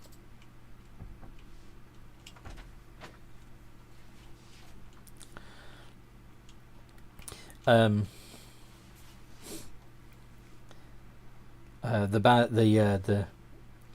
Bear Tribe's elder mother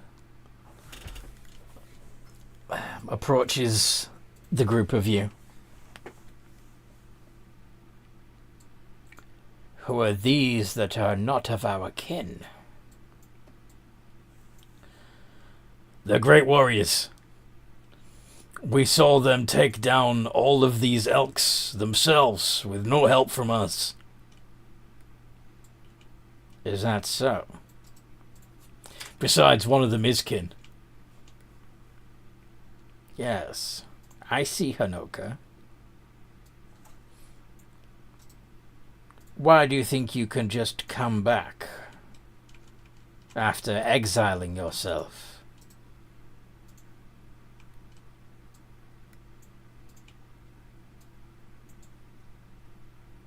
Hanoka?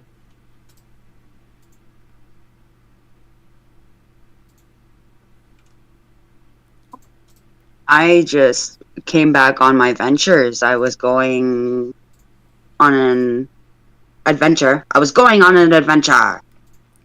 You left the tribe. I left something that I didn't believe in.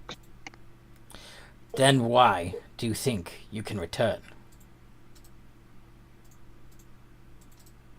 If you don't believe in us, why come back?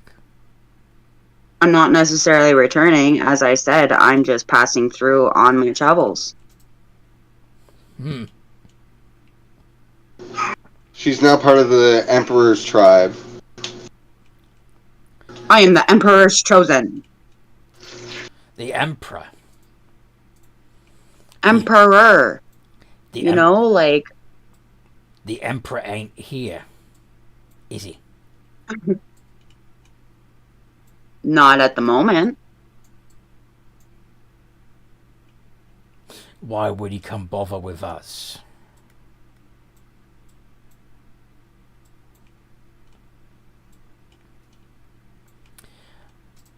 I'll tell you, he won't. You, I think, misunderstand. We are part of... We were selected by the Emperor to represent him and help unify the clans. He's trying to show all the clans that each one is as important as the next, including Banjin. Including Banjin. We're better. Ain't we, boys? Yeah! No one fights like a Banjin. Well, it may be true that no one fights like a Banjin. You could also say that no one does medicine like a Kanoka. Huh. Don't need medicine. When Sure you've you got- do. What if you get injured? Walk it off. That is the worst advice I have ever heard for an injury. Besides, if you hit them hard enough and fast enough, they don't have time to injure you, do they? Do they, lads? No! Hit them hard, hit them fast. With that logic, you can beat anyone? Except have a Banjin, yeah. Interesting.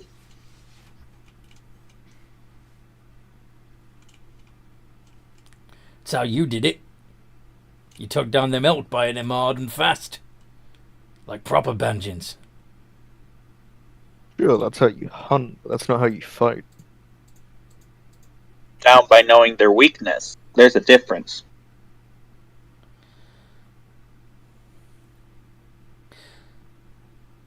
Well, if you think you're so smart in the ways of fighting, why don't you show us? That's what we said.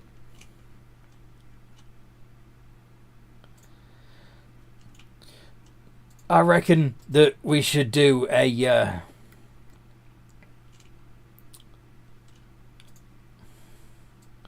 knockout battle. Each one of them versus one of us. When theirs gets knocked out, one of theirs steps in. When one of ours gets knocked out, one of ours steps in. Sounds good to me. 2 questions. What? Number 1, is magic allowed? Number 2, could we get a bit of a break first? Some of us were a bit silly with a haste spell.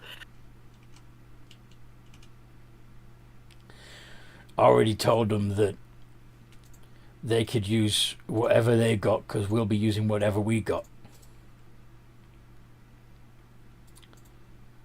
That's Oh, well, then if it's a one-on-one, I doubt I'll even have to worry about losing any blood. You talk big. Let's see if you got balls to match. You going first? Or last?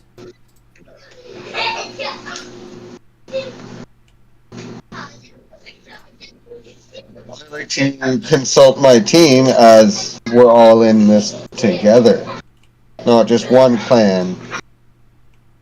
But many. I'd say save the best for last. So, Prior goes last. You don't count yourself the best? What sort of Banjin are you?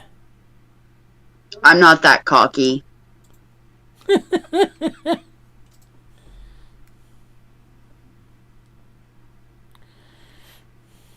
Well then, let's have ourselves a proper rager.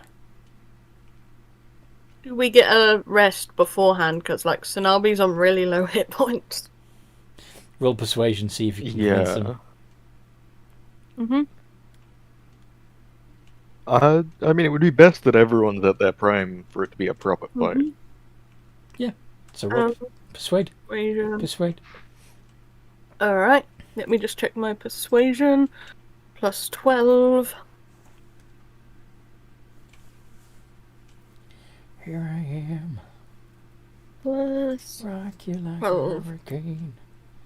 27. So, Blood Dancer will yeah. say, That's really convincing. well, if you want to fight us at our best, then you're going to want us well fed and rested. Very well. No true warrior beats someone whilst he's down. Tonight we feast and drink and make merry. tomorrow we see if you're Banjin material.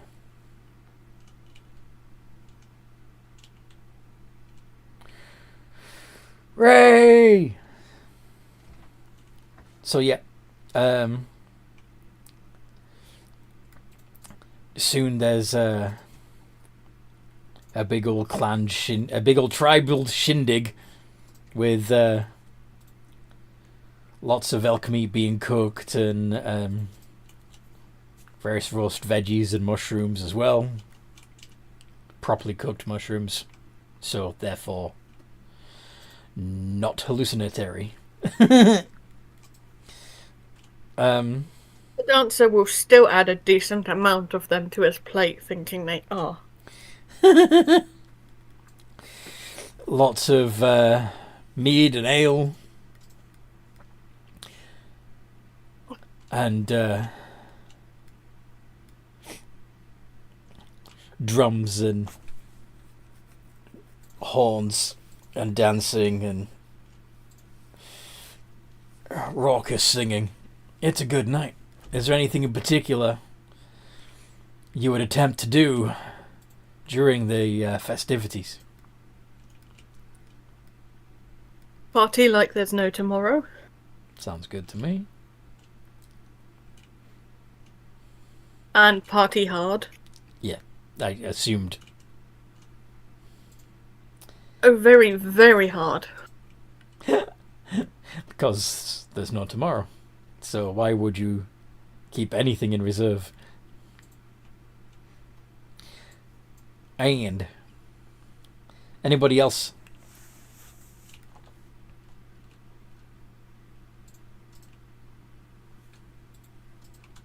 How drunk does Blood Dancer get? Do you want to do? Was that your con save? No, the 12 was the persuasion. Yeah. All right. Do a con save. Rob's one. Stuff my face with food and drink so much it would make anime characters jealous. You're gonna need to do a con save too. Oof.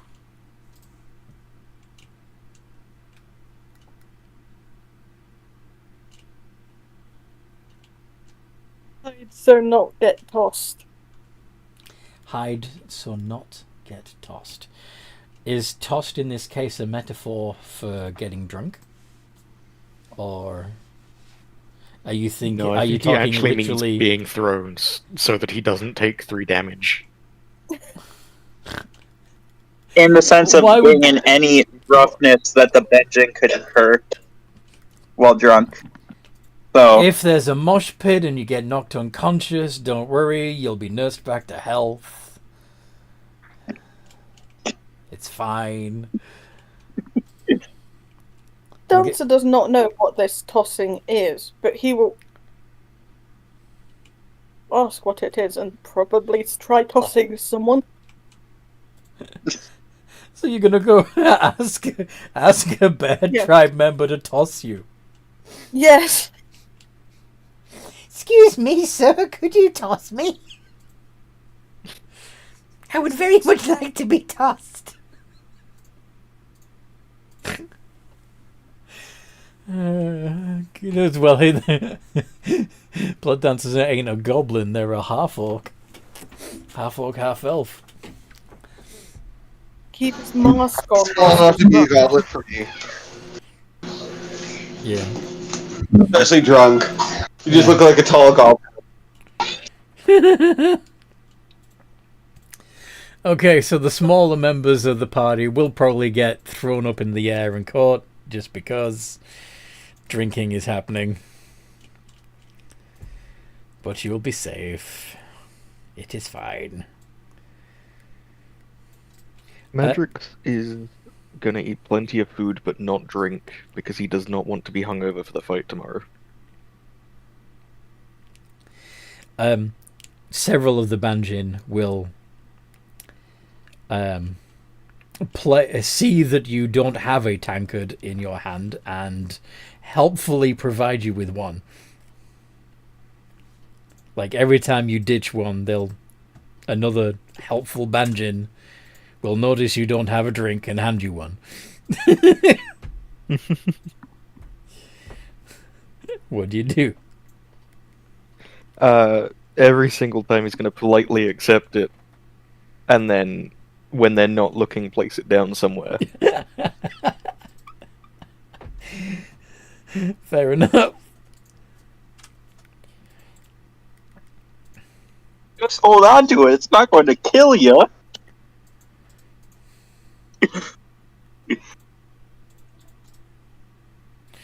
All right.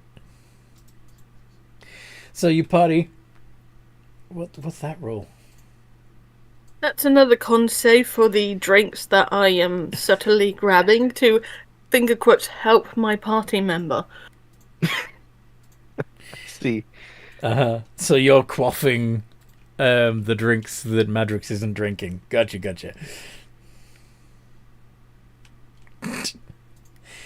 So yeah, Blood Dancer becomes inebriated rather quickly. And he's having a great time. You're all having a great time. Hanoka, are you enjoying the festivities?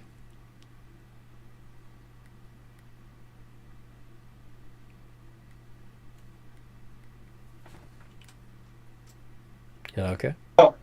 Yes. Anything in particular that you would be doing? Getting ready for a fight. During a party? Okay. You're gonna Oh, start. I guess. Oh, yeah. You're gonna start a bar brawl. Prior you clued me in. I'll start drinking some straight whiskey and eating some meat. I guess whiskey isn't really a thing, but I guess it'd be a thing.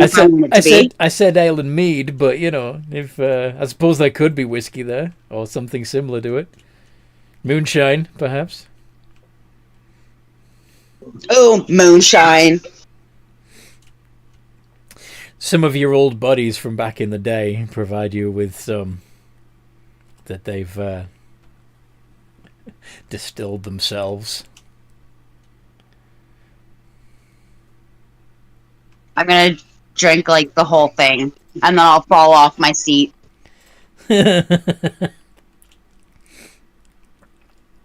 Woo! Always good for a laugh, Hanoka. Alright. So yes, you have varying degrees of a jolly good time. And then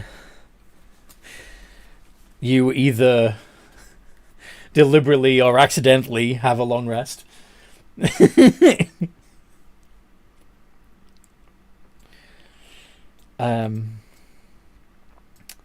When you wake up the next morning, you'll probably find yourself in the longhouse.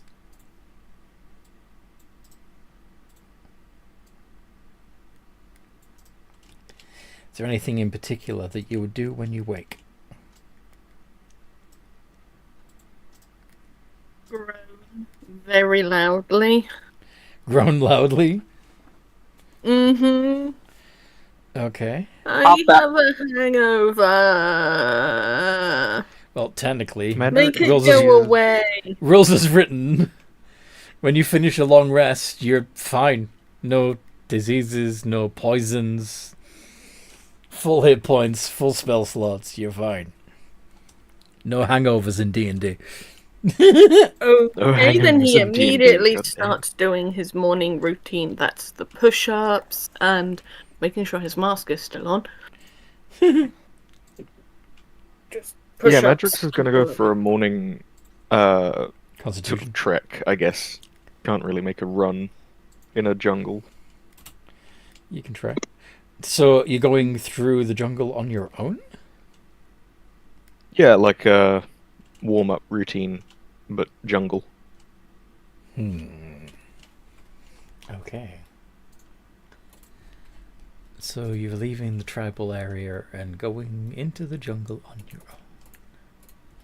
More like just the outskirts, like still in view of the tribe, but okay. Yeah.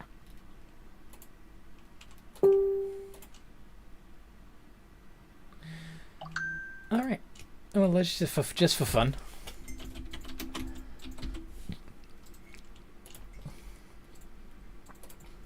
As you are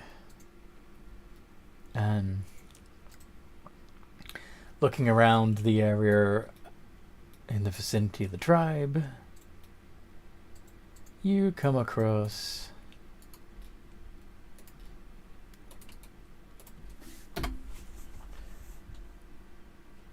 a giant fucking ape.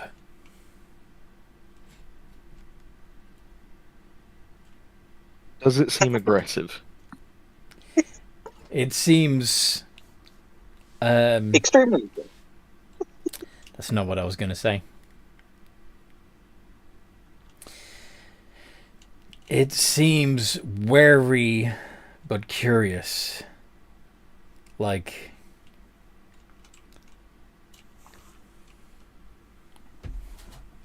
well, I'm assuming you've seen a silverback gorilla.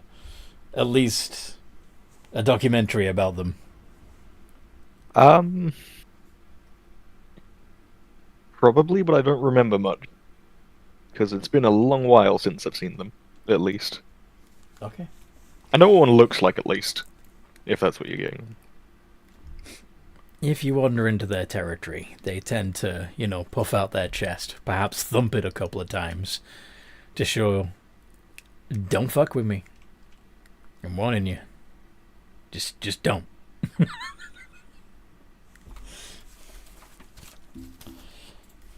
Yeah, Madrix will sort of slightly bow his head in acknowledgement and carry on staying out of his way. Okay. Do you back off? Yeah, I back off. Enough. Okay.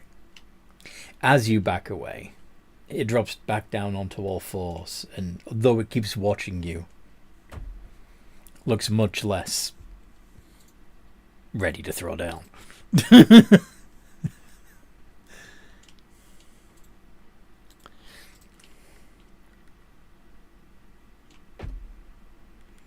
Okay. Anybody else doing anything in particular as they end their long rest? No. 121, 122, 123. You already said what you were doing. Tanabe, what were you gonna say? Nothing. I'm nothing special. You are nothing special? I'm not doing anything special. Okay. That's okay. I was gonna say, don't be like that. I'm sure you're special to someone.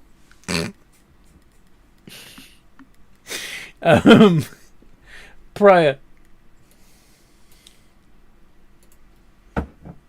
You doing anything as you come to the end of your long rest?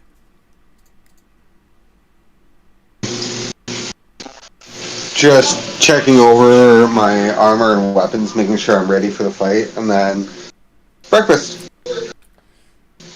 Uh-huh.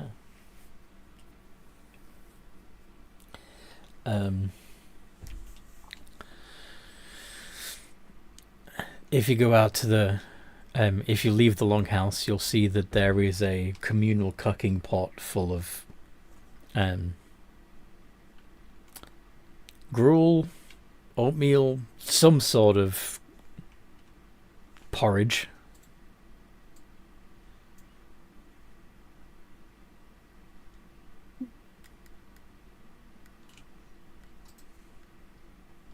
I will help myself. Okay. You get handed a bowl as you approach the cauldron. And you go sit with the others. The other tribe members that are at the long benches eating them. Yes. Okay. Some of them have gone into their hybrid bear form and are sticking their muzzles directly into the bowls to lap it up. Others are more civilized and are using a simple spoon-like tool, or their hands, or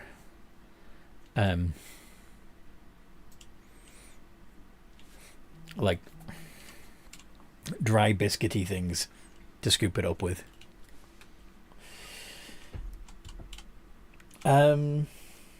Food? You're also going to go get food? Food, yes. Okay. The dancer will get food. He will then, Hanoka? once he has food, growl at anyone who he thinks might try and take his food.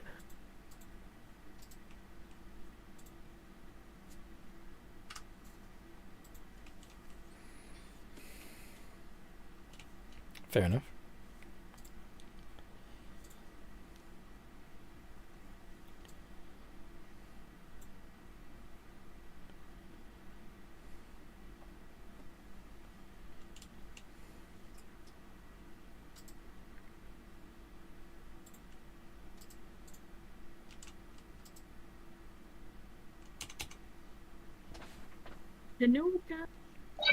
Sorry, what was that? When you finish your long rest, is there anything in particular that you're doing? Are you doing a fitness montage like some of them are doing? Or are you going to go get food like some others have done? Or do you have something else in mind?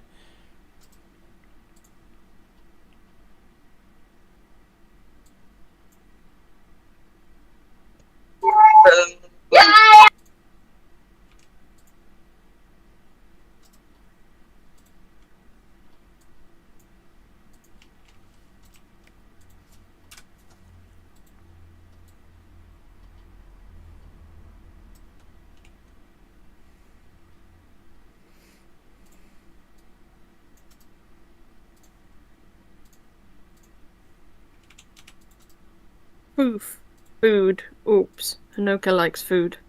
Okay.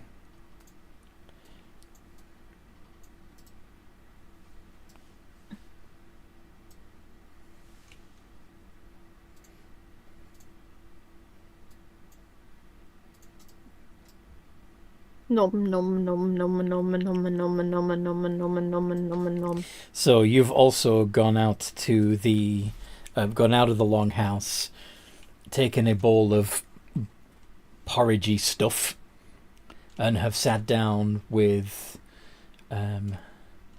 Prior, Blood Dancer, and several of the other tribe members as they're eating their fill.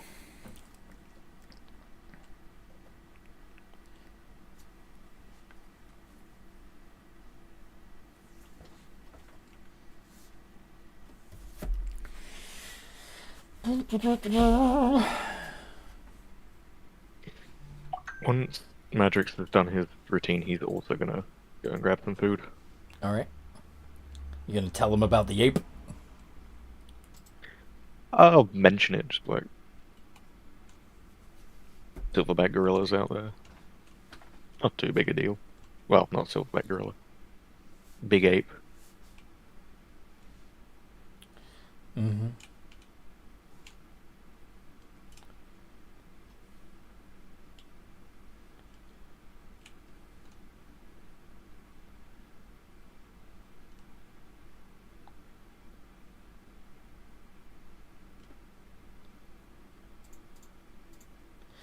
Okay.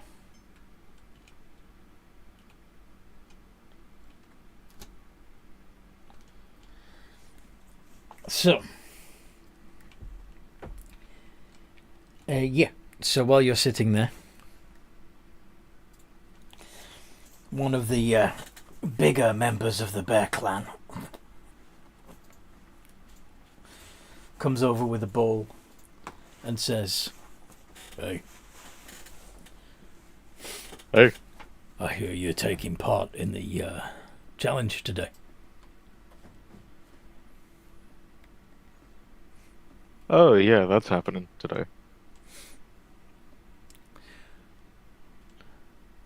I think you should do yourselves a favour and forfeit. Wouldn't want to embarrass yourselves now, would you?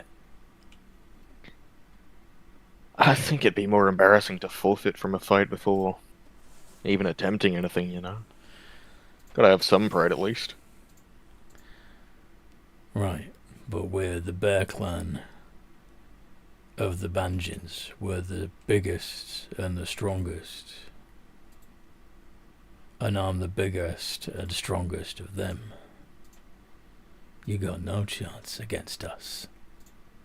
You got no chance against me, even.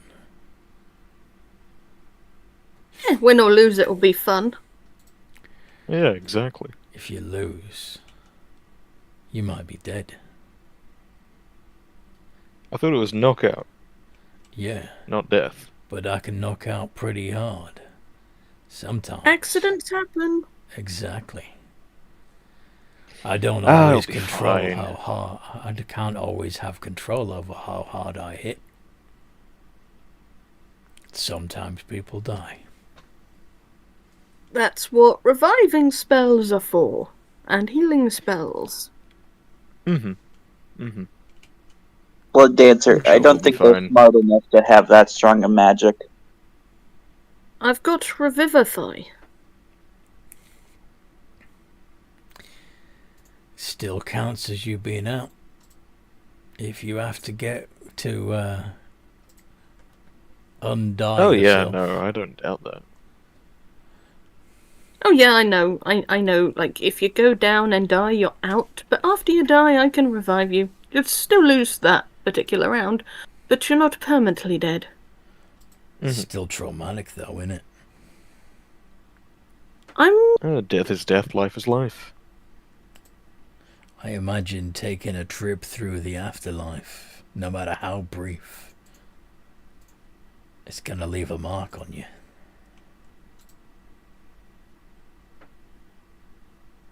Don't you think? I don't But doubt that's that, strike but a where's the nerve with fun without a little blood dancer. danger? Just saying, you'd be smart to walk away now. While you have the chance. While you still have working legs. And all your ribs. And all your teeth.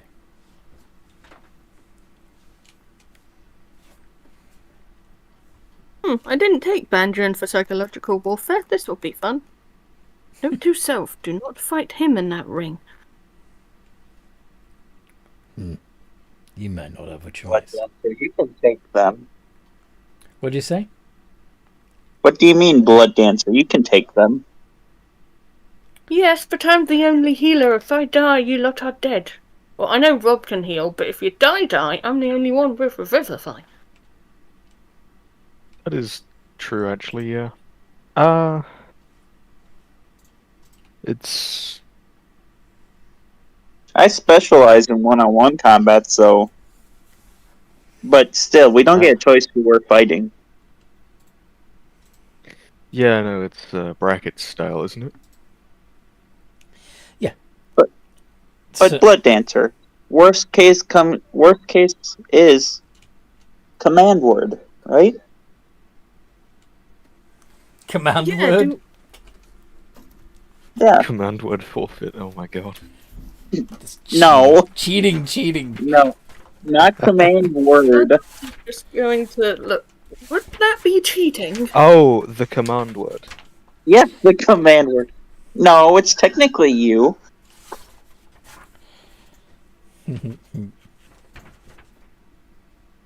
I don't know. These guys might consider it cheating. You've already been told you can It's use your what you got. body. It's your body, it's your soul, it's your skill. Yeah, I think it would be fine, technically, according to their rules. Okay, well, one of you's got to say the word. Will And do. emphasize the no killing. Will do. And you just see Blood Dancer look at the big guy with an evil smile. Okay. So when you finished your porridgey stuff,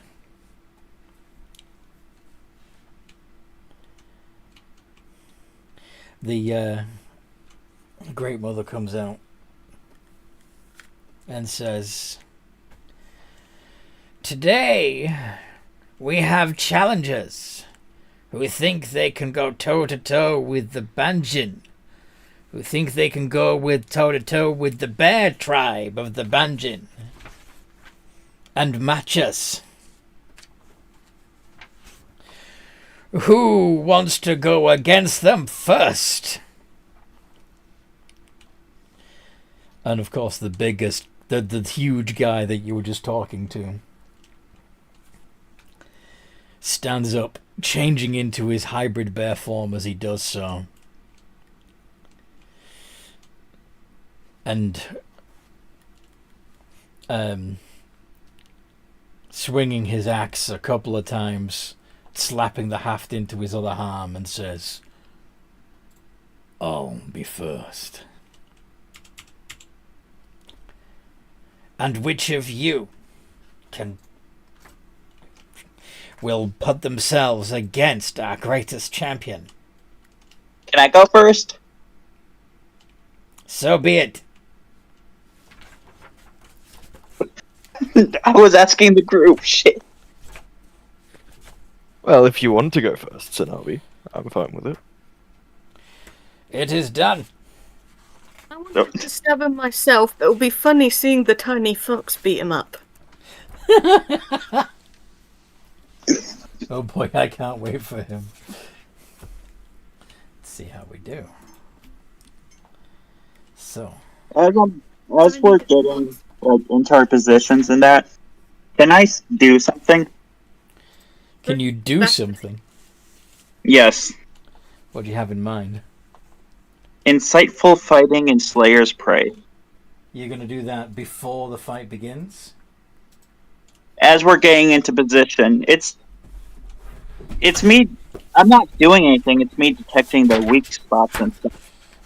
Mm-hmm. It doesn't require verbal, schematic, or Right. material components. You're just So it's sizing not him up. possible to... So it's basically you just eyeing him up real good. Yep. Mm-hmm. Okay. So, deception check? You need a deception check from him. Yeah.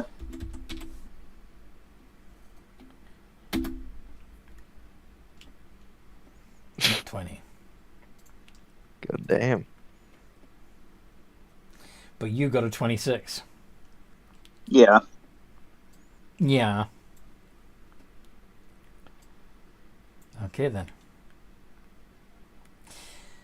So. You did insightful fighting and what else? Slayer's Prey. Well, that's the feature, but it's my subclass, Monster Slayer. Oh. Slayer lets me add a d6 to damage. Okay. And then if they make me make a saving throw, I get to roll a d6 and add it to the saving throw. He prepares for the combat by raging, which basically is a big old roar.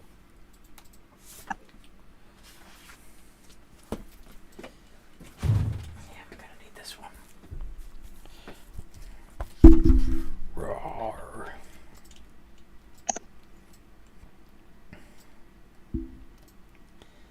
So, you ready to roll initiative? Yep.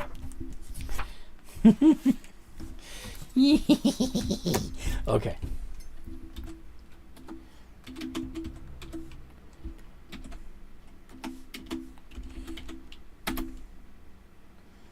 You go first. Woohoo!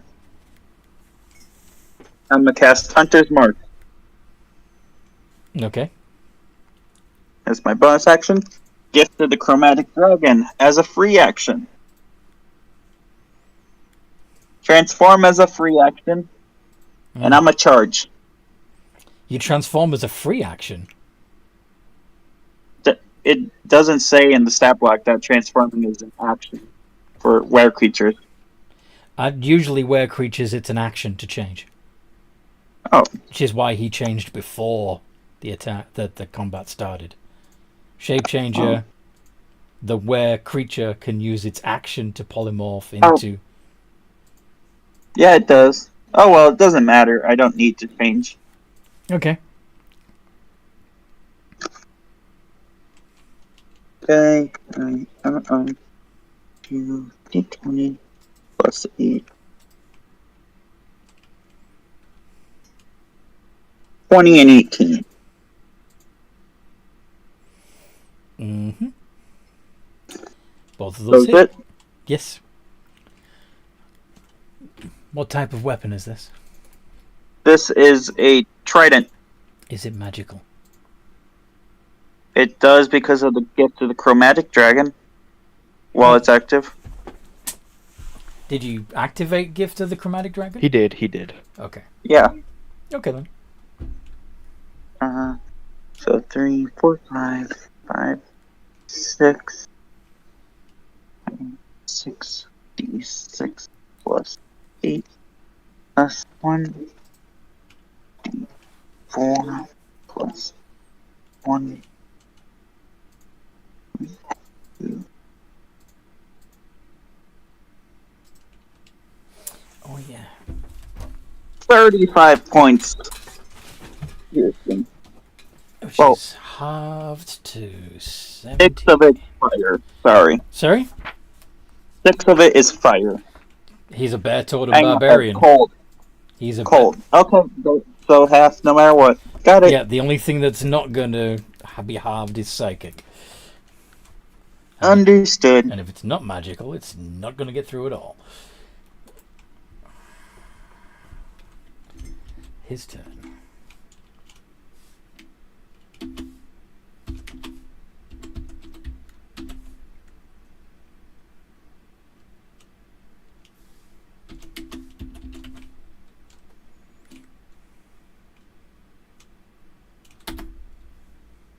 $22 and $26.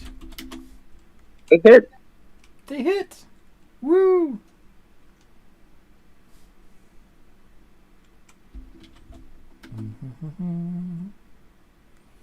So that would be 2.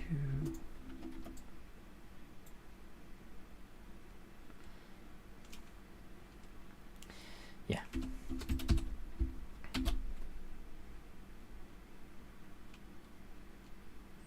Plus 16.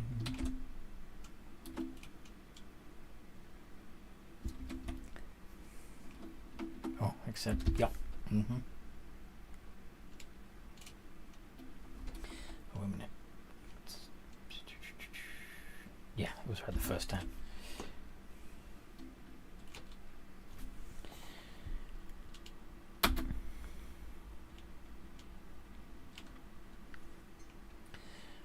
$48 points of damage. It's my reaction to half that, so 24. Okay.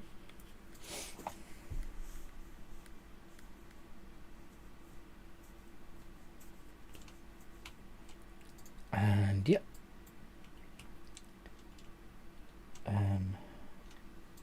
That's all he's got at the moment.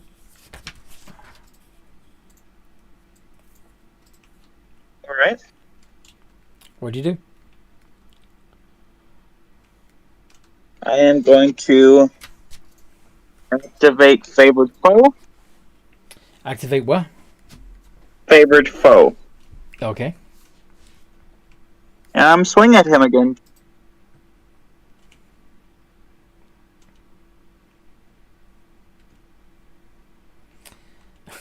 You get a crit. Yes, I do. Both of those hit. R. Double the damage for the second attack. Yep. So 3, 6, 7, 8, 9, 10, 11. 9, 10, 11.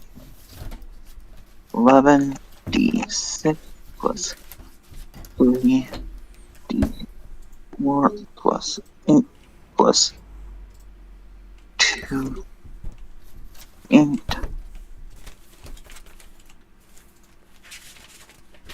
60. Half to 30. Mm-hmm.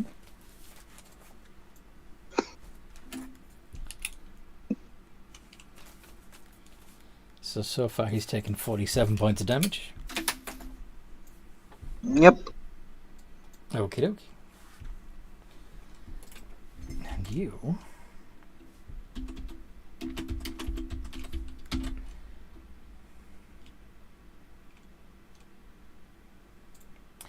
He smiles. And he's going to...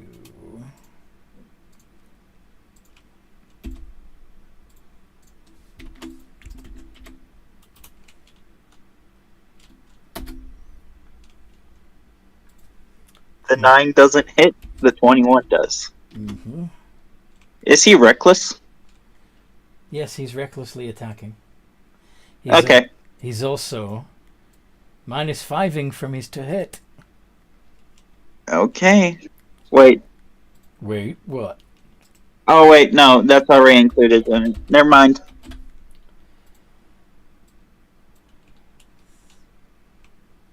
He is using great weapon fighting. Yep. Uh-oh. 37 points of damage. I'm a half that. Okay. Using my reaction for Mm-hmm. So uncanny dodge. So you take 18. Yeah.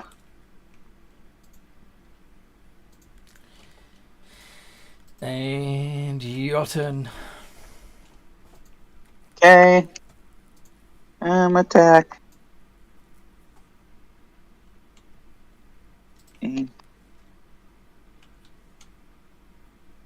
13, 24. 24 hits. Actually, the 13 hits too. They both hit. Oh. 4, 5, 6, 3.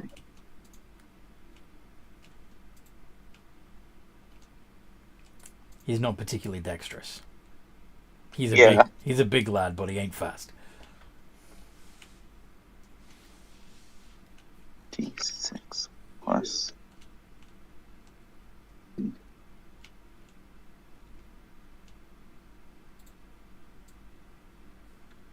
46. Which would be 23. Yep. Okay. His turn again. And once more, he's going to spin his blade, smile, and use his great weapon fighting ability. 16 and 20. 16 misses, 20 hits. The 16 misses. Well, I got a 17. Okay. Close but no cigar. He does have a large axe, which is why he's doing 2d12 per hit. Yeah. 27. I'm a half that, so math do math. 13. Okay, thank you. I can't. Go ahead, it's odd numbers. I just can't for some reason. Well, I can only do it because I take the 20 and half that. That gives me 10. And then I take the 7, rounded down to the nearest even number, which is 6, and half that, which is 3. And then I take the 10 and the 3 and put them together, and that's 13. Yeah. Makes a lot of sense. Yeah, it's an ADHD math thing. Anyway. Mm-hmm. Yeah. That's it? You gonna hit me? No, I was asking that's his turn. That's all he's got at the moment. 26, 21. Yeah, they hit. Okay.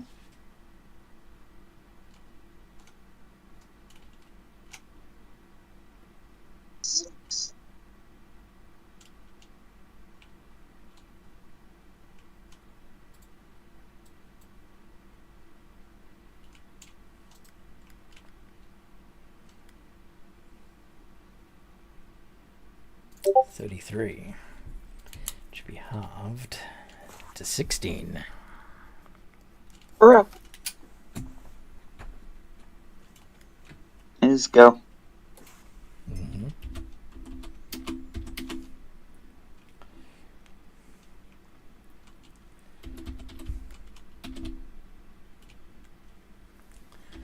Hit pretty hard for a small thing.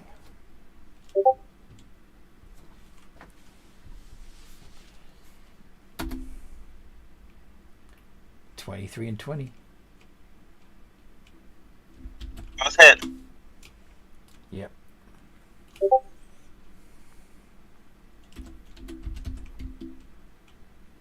Yeah, tiny but mighty. This is true. 16. 44. Divide by 2 for 22. Mm-hmm. You still standing? Yep. All right.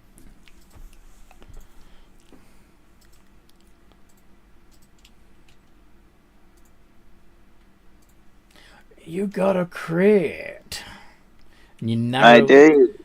but the 10 doesn't hit, so you only got a critical hit. It's good you almost got a still critical. worth it. You almost got a critical miss as well. Yes, I almost did.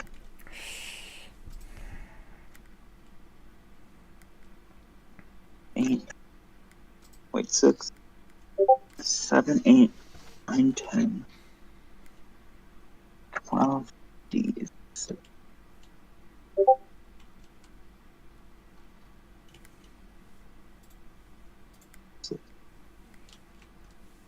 73.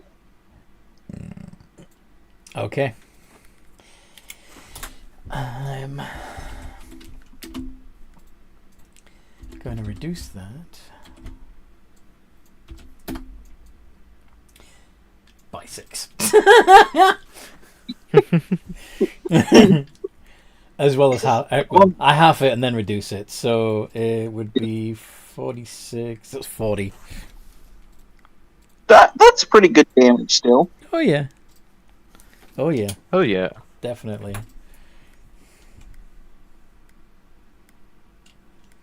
Okay. And then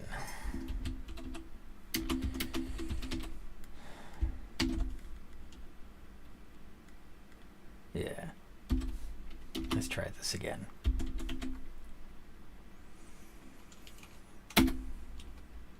Oof. Only one hit. Misses. 21 hits. He tries so hard to hit you with everything he's got. And he ends up doing less damage than if he just did regular swings. 14 points of damage. Yep. Okay. Question, is it a bonus action or an action to heal drink a potion? It's a bonus action to drink a healing potion. What are we going to do? Great. I'm going to pull out my dragon vessel, rarity rare. Rarity Pop rare. in, drink a greater. Yep, greater potion of healing. What's this that you've got? The dragon vessel. Dragon vessel.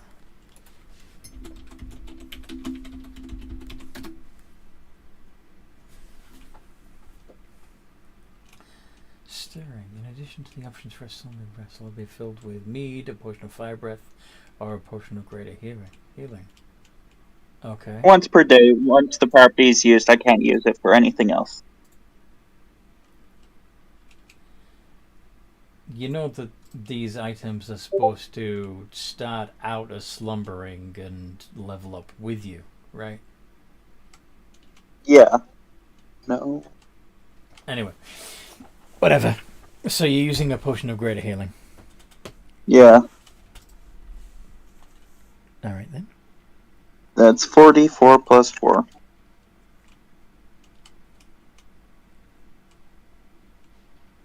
12.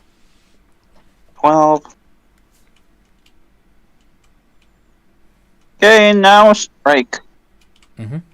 Go for it.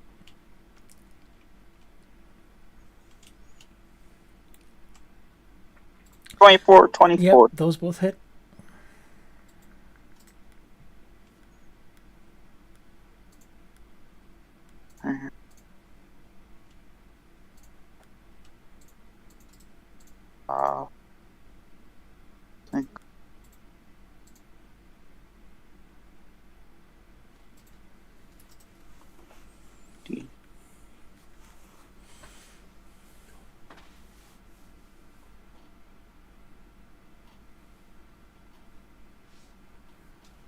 I've been forgetting Hunter's Mark this whole time. Mm-hmm. 42 divided by 1 is 21. 21. 21.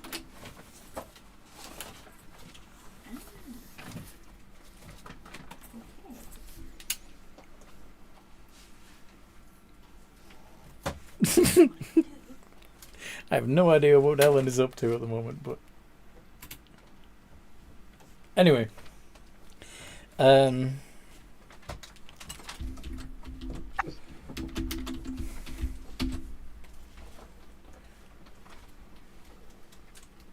never be good enough. You'll try to take me down, but eventually you'll fail. I'm the toughest. I'm the strongest. And I'm the best. You're also the slowest, mentally and physically. Did both of those hit? Yep.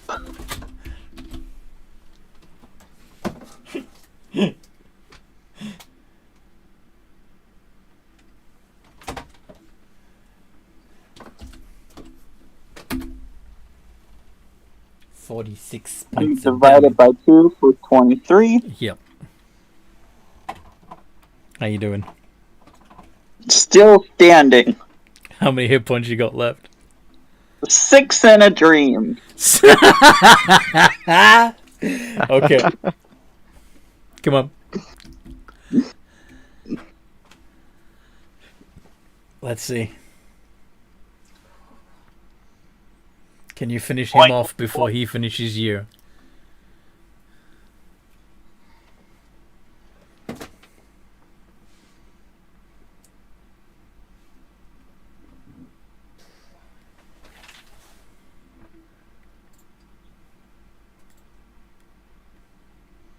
$49. Which would So be half 24. to 4. Yep, 24. So.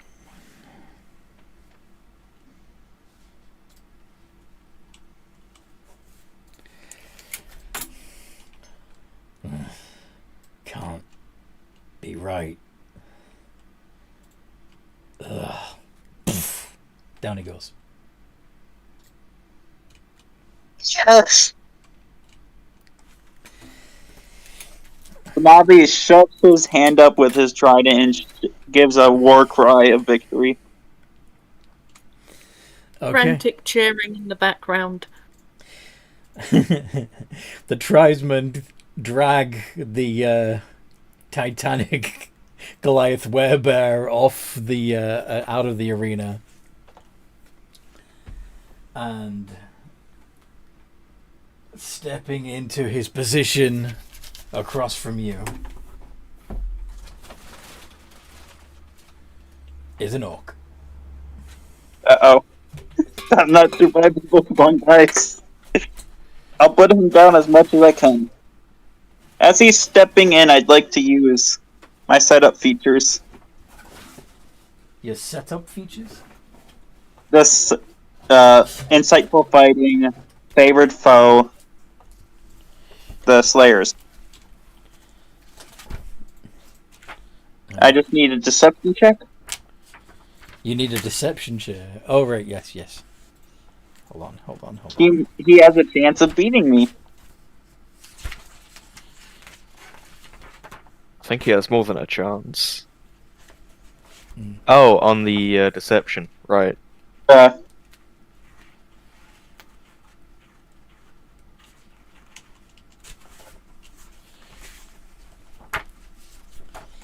on.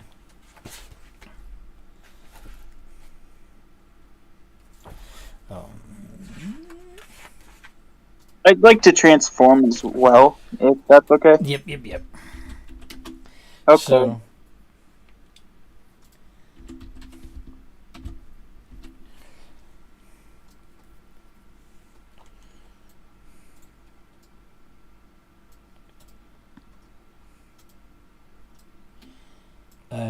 yeah, you said deception, yes? Yes. Yeah, well... This guy's a little better armored. I currently have a total of 6 HP, Blood Dancer. So, you'll get your turn in just a moment. Mm-hmm.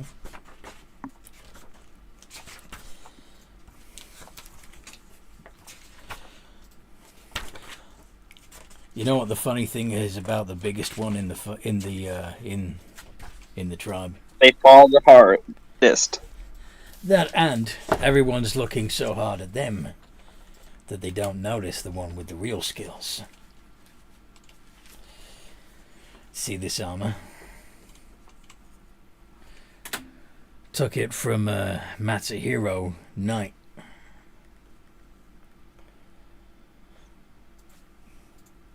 Got the great sword from a Shizen Green Knight. Everyone underestimates an orc. Yeah, it's common occurrence to do. Are you ready? I'm ready. His initiative is 10. Okay. Is it my turn? So, what's your initiative? Oh yeah, reroll.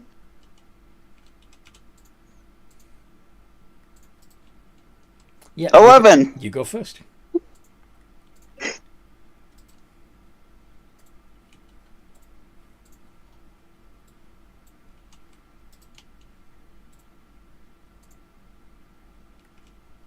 $21. Both of those hit.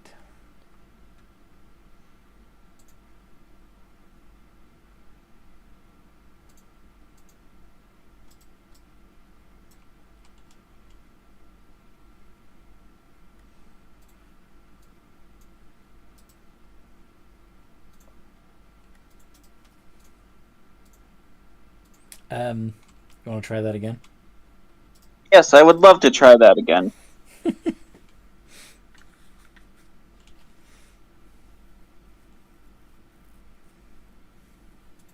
Exclamation mark instead of a plus. I see. Yeah, you put an exclamation mark instead of a plus. Which is the other end of the keyboard, so I'm not quite sure how. But anyway. It's right next to it. It's right next to it on my phone. Oh, okay. 46.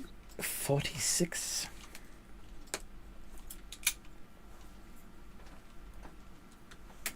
I'm about to go down, but I took one of them out, so.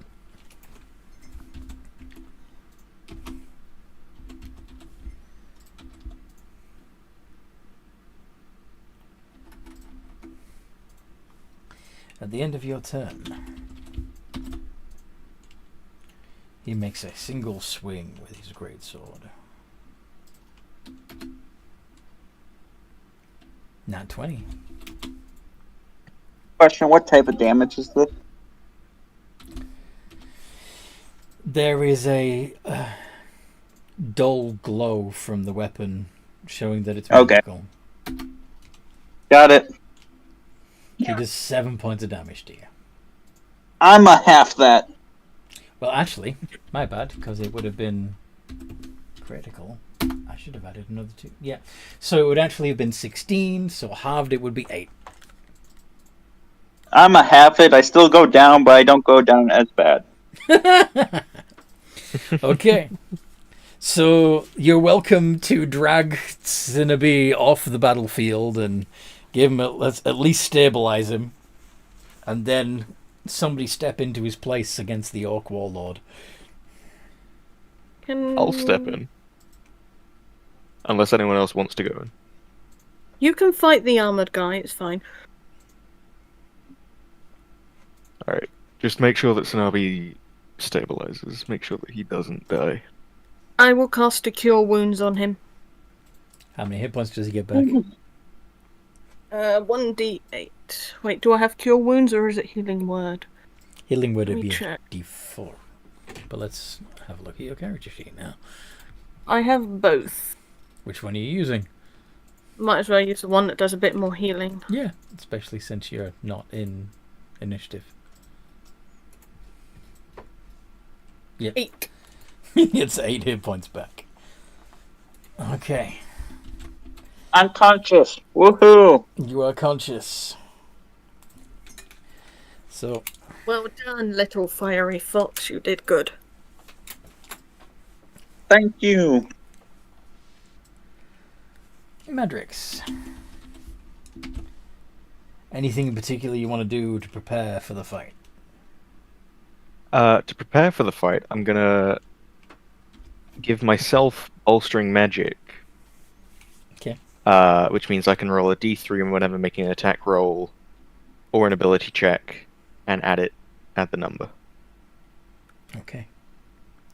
And I am Initiative. also. And you're also what? Actually, I probably shouldn't rage because that has an effect that would be useful in combat. Wait So until- I'm just gonna. Yeah. Initiative is 22. 16. So he goes first. And you're currently... Yeah. So while you... he doesn't advance on you immediately. He actually hangs back. Pulls out his short bow.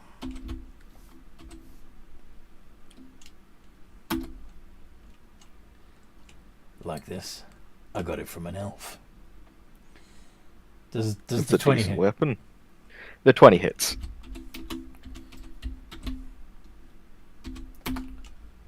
Seven points of damage.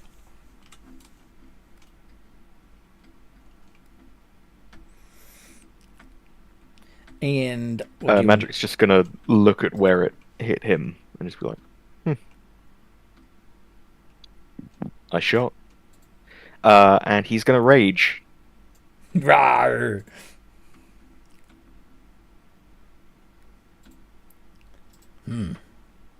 And 6 and 5. Didn't expect you to be Banjin. Oh, I'm not Banjin.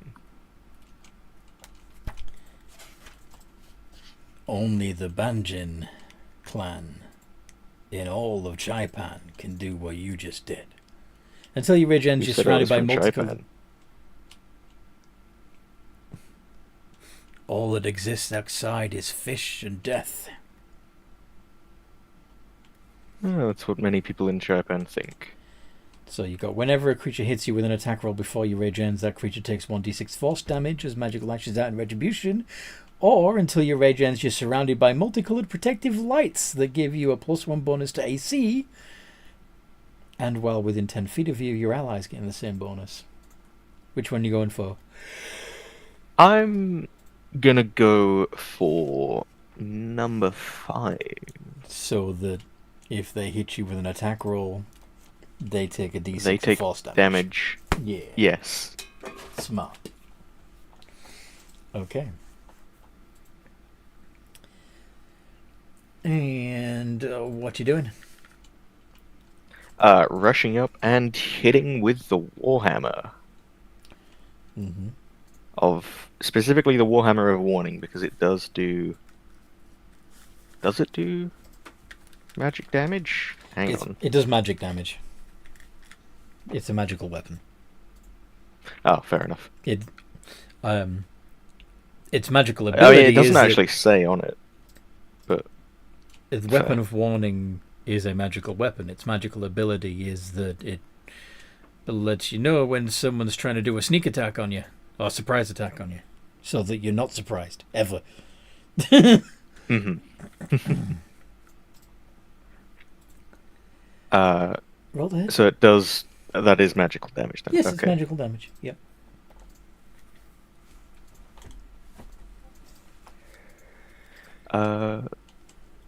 Just checking. That is... Yep.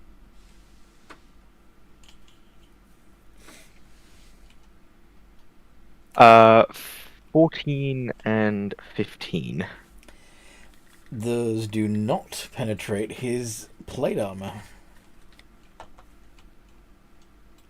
Those are really low rolls. Yes, they are. You got 3s and 2s and 1s. Alright. So, the end of your turn, he's going to say something that only you can hear. Make a DC 16 wisdom save to see if you shit yourself or not. Anthony can his class and subclass. Can you what? Guess his class and subclass. You want to guess his class and subclass? Yeah. Alright. Is he a battle master fighter? No. Oh. What did he say? He's describing what would be left of you if you fought him on a true battlefield. But you pass. You are not intimidated. You are not frightened. You're fine. But that was his legendary Magix will just say, funny. Is what?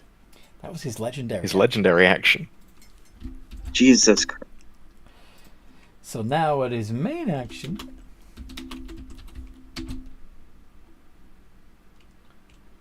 swing twice with his great sword.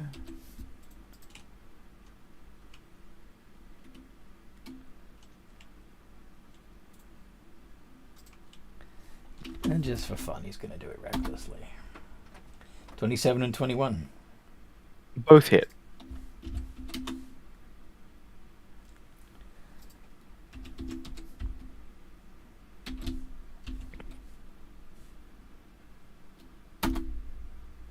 $17 points of damage. That's low. That is low. Jesus Christ. And I need to roll 2d6. Yeah. And spank him is with this... force damage in return, in retaliation. Is you asking if his sword is magic? Yeah. Yes. Okay. So 17 points of damage, and the wild surge was it's a d6 of force 1d6, damage. so Whenever you 2d6. Yeah. Because you got hit twice. Yep. Yep. He takes 9 damage to him. 945. Okay.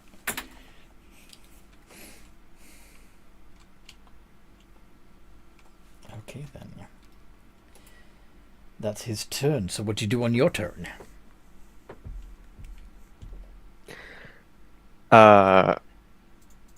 Well, You're right, that's not totem magic. You are a strange creature. You seem to be from the wolf tribe, and yet I've never met a wolf that bounces the damage back at the assailant. I'm not from a tribe. Well, I am from a tribe, but I'm not from Japan.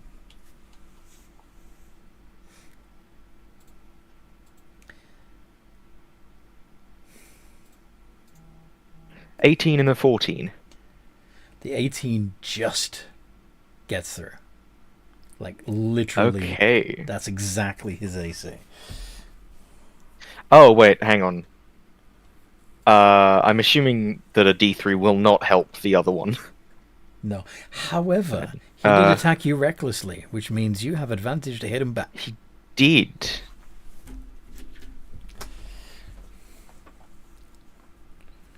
I'm gonna also check for advantage on the other one in case I get a crit, but yeah, 1d 20 plus 10 plus 1d3. The second one did crit. The second one did crit. Fuck. Yeah, both of those hit. And you got a critical hit. Ouchies. Go on then. How much damage do you do? So that is 3 1d10 plus. No, that is. Yeah, 3d10 plus 1d6 plus 10. 30 damage. Ow. You are a more troublesome opponent than I expected.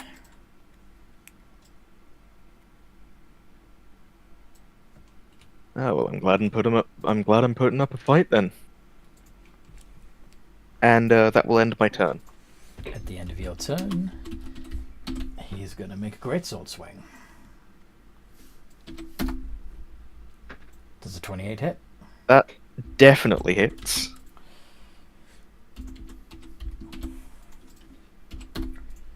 That's 13 points of slashing damage. And then on his turn, he does that 2 more times. 11 and 23. Only the 23 hits. Only the 23 hits. But that's another 10 points of damage, making it 23 that you've taken altogether.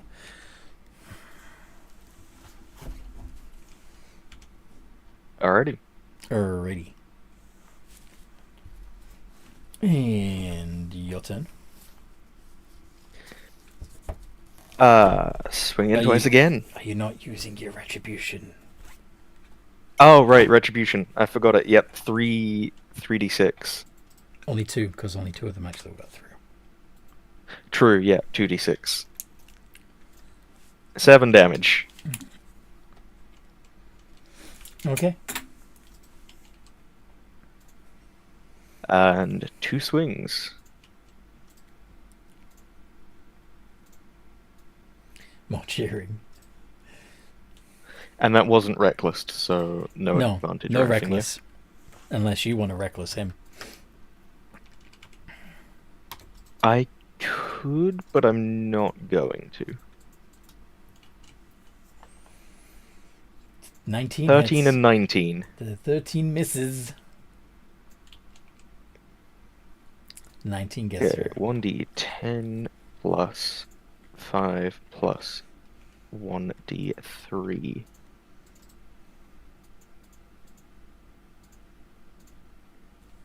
$11. 11 points of damage. You said you're a member of a tribe. Well, there are tribes in the Iron Steppe. Sorry, not the Iron Steppe, in the steppe. Mine was called the Iron Edge. Perhaps I shall visit these steppes and find your Iron Edge tribe.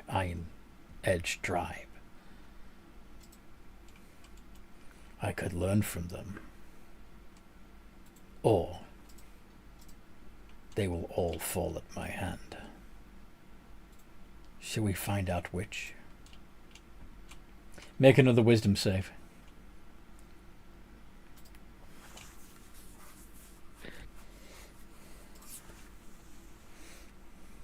Uh, 13. This time you fail. You are frightened of him until the end of his next turn.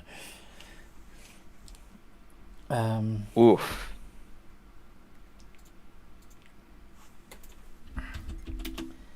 So, and then he's going to make 2 swings with his sword.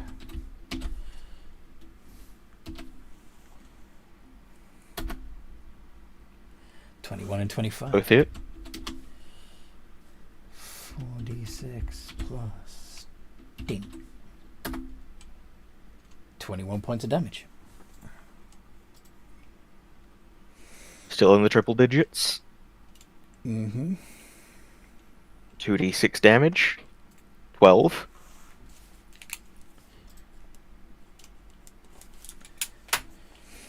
And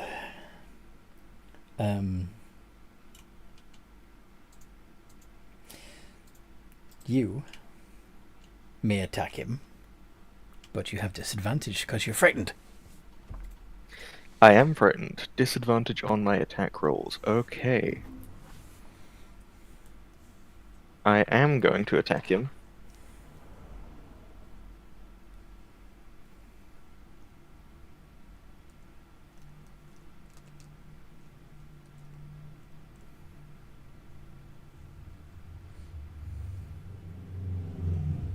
Uh, 24 and a 12. How far away is the fight? I don't think... It's not within 10 foot. Yeah, 3 can't deal with that. Yeah. Even a plus 3 is not going to bring that up to an 18. No. Yeah. So only the 24 hits. 9 damage. 9! I have an anti-fear aura too, yeah. But no, you're not in the fight. It's mano-y-mano. Okay.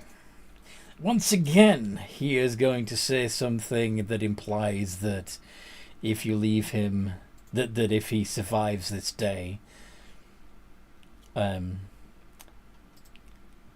yeah, okay, so he says, tell you what, if you win this, I'll give you my plate armor. If I win this, I'm gonna go hunting for your family. Make another wisdom save.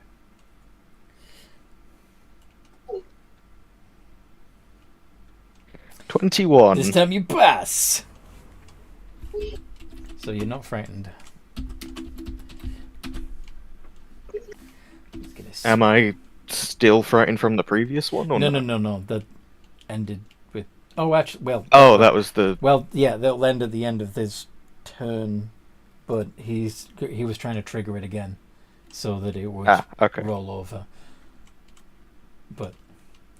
So after he's done his attacks this round, you won't be frightened anymore. Does that make sense? It's kind of worded strange. But... 13 and 20. 20 hits. Mm-hmm.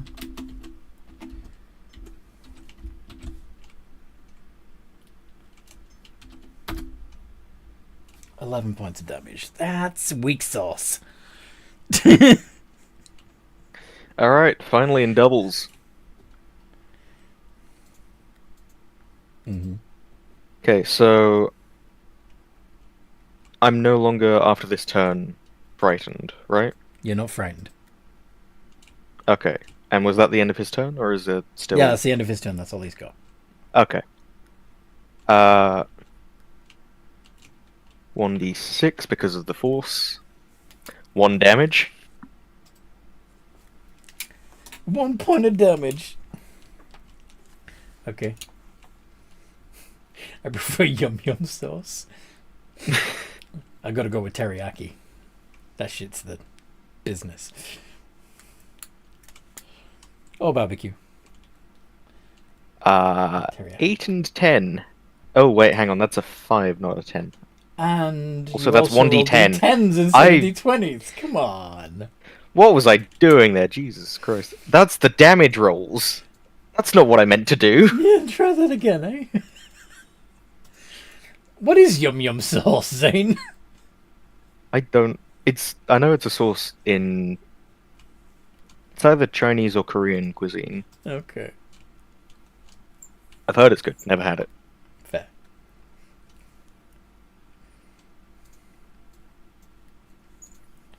That's the right rolls, and I got a nat 1. Terry Ho's yum yum sauce. Okay.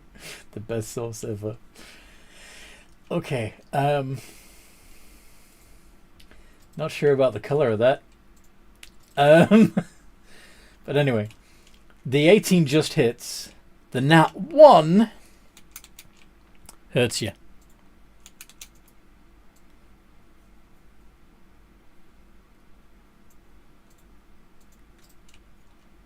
Okay, this is against him.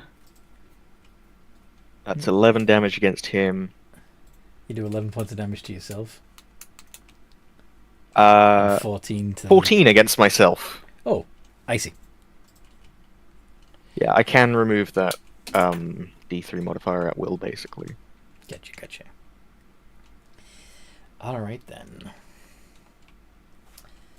End of your turn. It seems you have bigger balls than I thought. Not so easily intimidated. At least not for your family, but how about your friends? You're gonna watch as I defeat each and every one of them, one at a time, and there's nothing you can do to stop me. Make another wisdom save! 10! Frightened. I'm just gonna say, this is a very underhanded tactic. Quite rude. Yeah, he's not very Banjin, is he?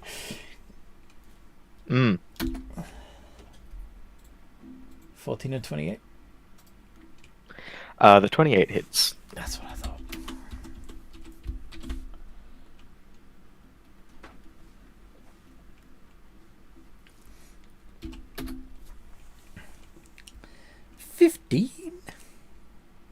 $15 points of damage.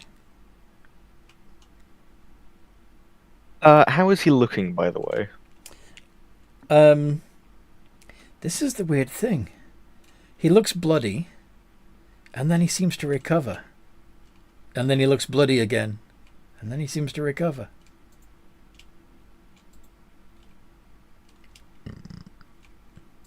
He's right on the cusp. Ah.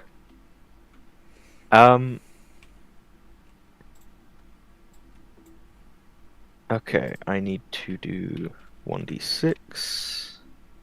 4 damage. And to hit.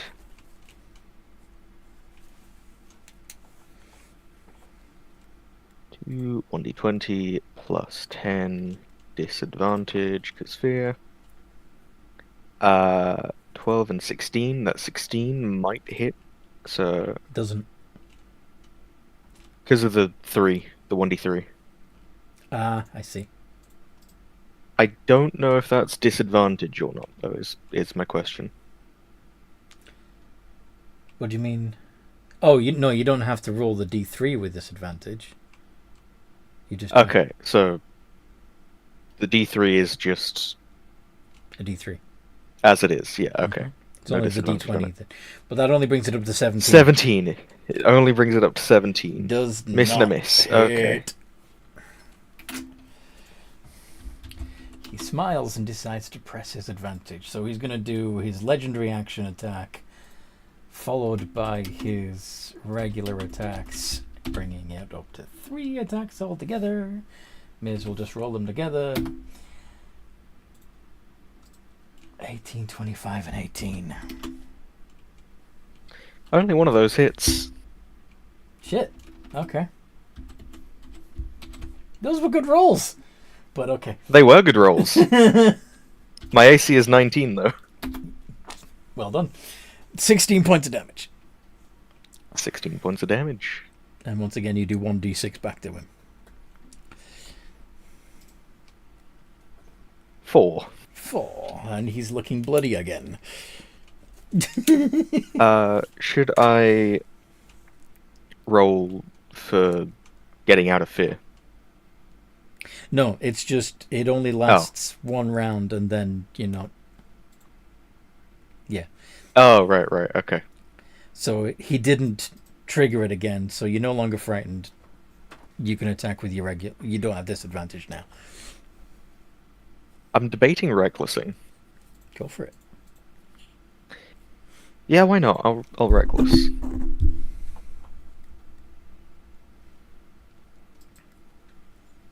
Take the advantage while you can. Those both hit. 22 and 25. And in that case, 1d10 plus 5 plus 1d3 damage on both of those. That's 14 and 17, 31 in total. Very nice.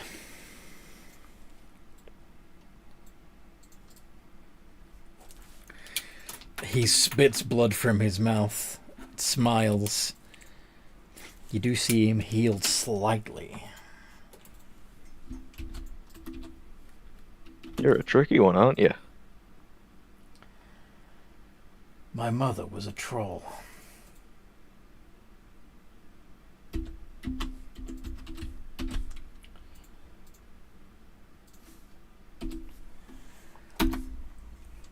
$28, $26, $27. All hit.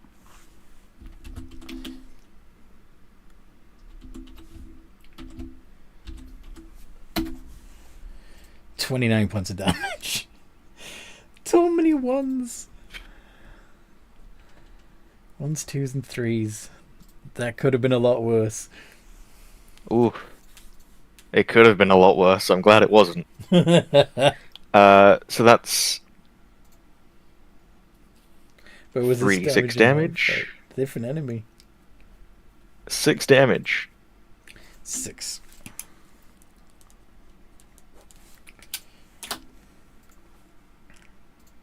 And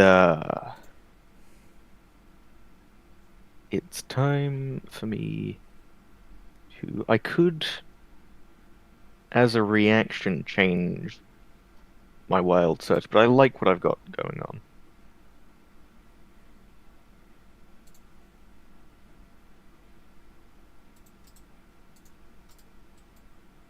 Yeah, I like what I've got going on. So 2 1d20 plus an advantage because I'm going for reckless again. 21, 27. Yep, both hit. I forgot he had reckless.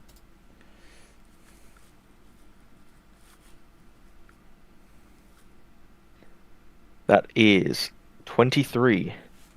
23 points of damage.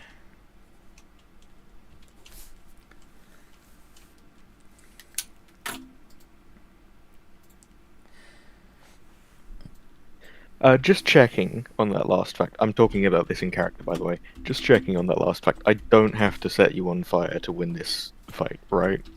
You don't have to. But it might be advisable. Well, yeah, but like if you were knocked out, it would count as a win, and not like, oh, because you can revive or something. I'm only half troll.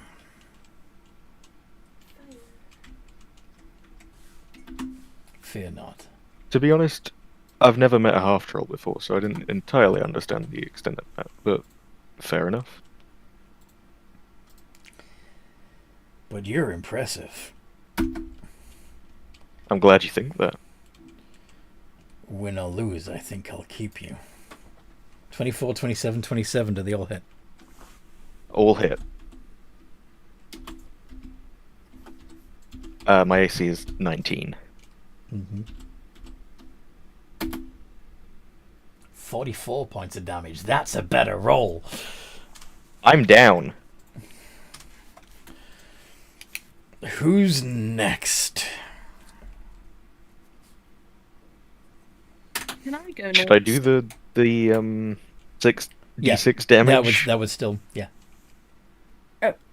The 3d6. Yeah. Yeah, because technically my rage isn't even ended. 14. Well, it ends when you're unconscious.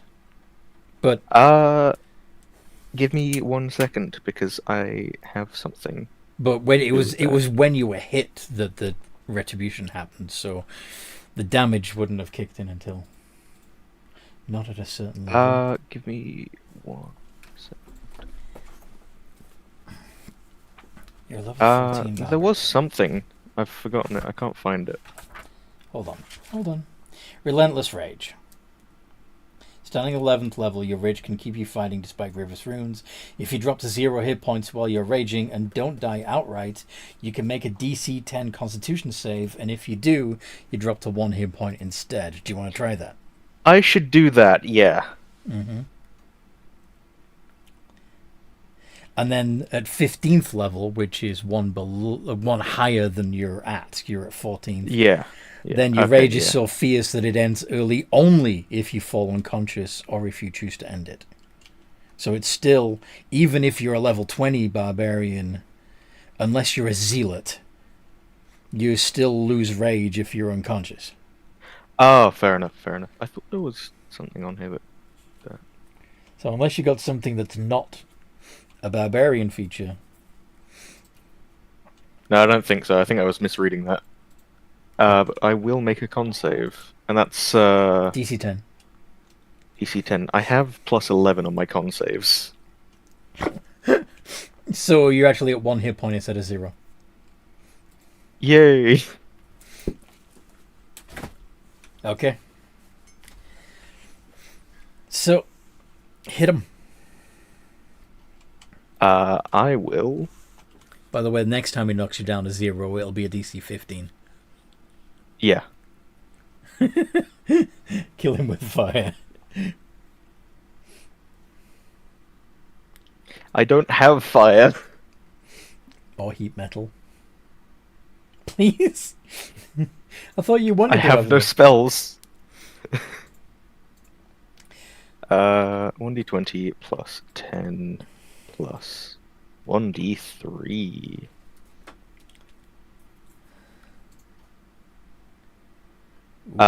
28 and a 14. The 14 does not. Unless you want to turn it reckless. I might want to turn it reckless. Go on, I'll allow it. Reroll the d20s and see if you... Yep. Yep. 14 and 22. Okay. Yeah. So that turns them both into hits.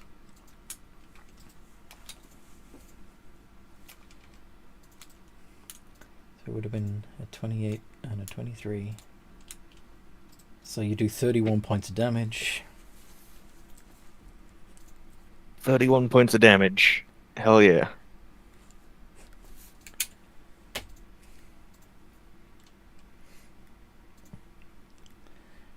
Beginning of... Okay.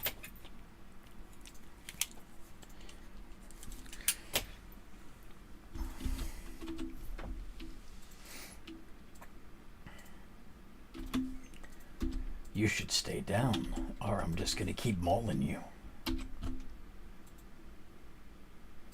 Ah, what the heck, it's fun. And 19, 24, 24. All 3 hit. Yup. Oh, well, we know that it knocks you out. Yeah. And there's A DC 15 to stay in the fight. Con save. Based on the rules with, like, it's if it does more than half your health in a single turn, right? To insta-kill. Okay, so insta-kill is it knocks your remaining hit points off and then does sufficient damage to wipe out your max hit points as well. Oh, okay. Yeah, no, there is physically no way for him to do that. No. Who'd we lose? Oh. So this is DC 15, right? DC 15 con save. 15. You're still in for one point. Jesus Christ. And that is going to be 3d6 damage. For 7.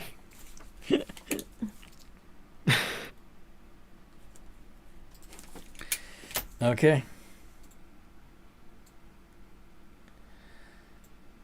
And then... another reckless, 20 and 25. Both hit.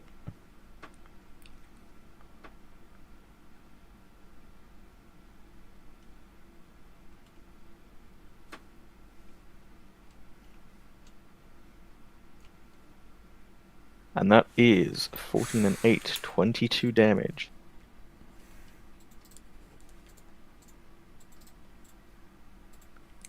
And he's down. Whew. Yeah. That was a tough fight. Okay.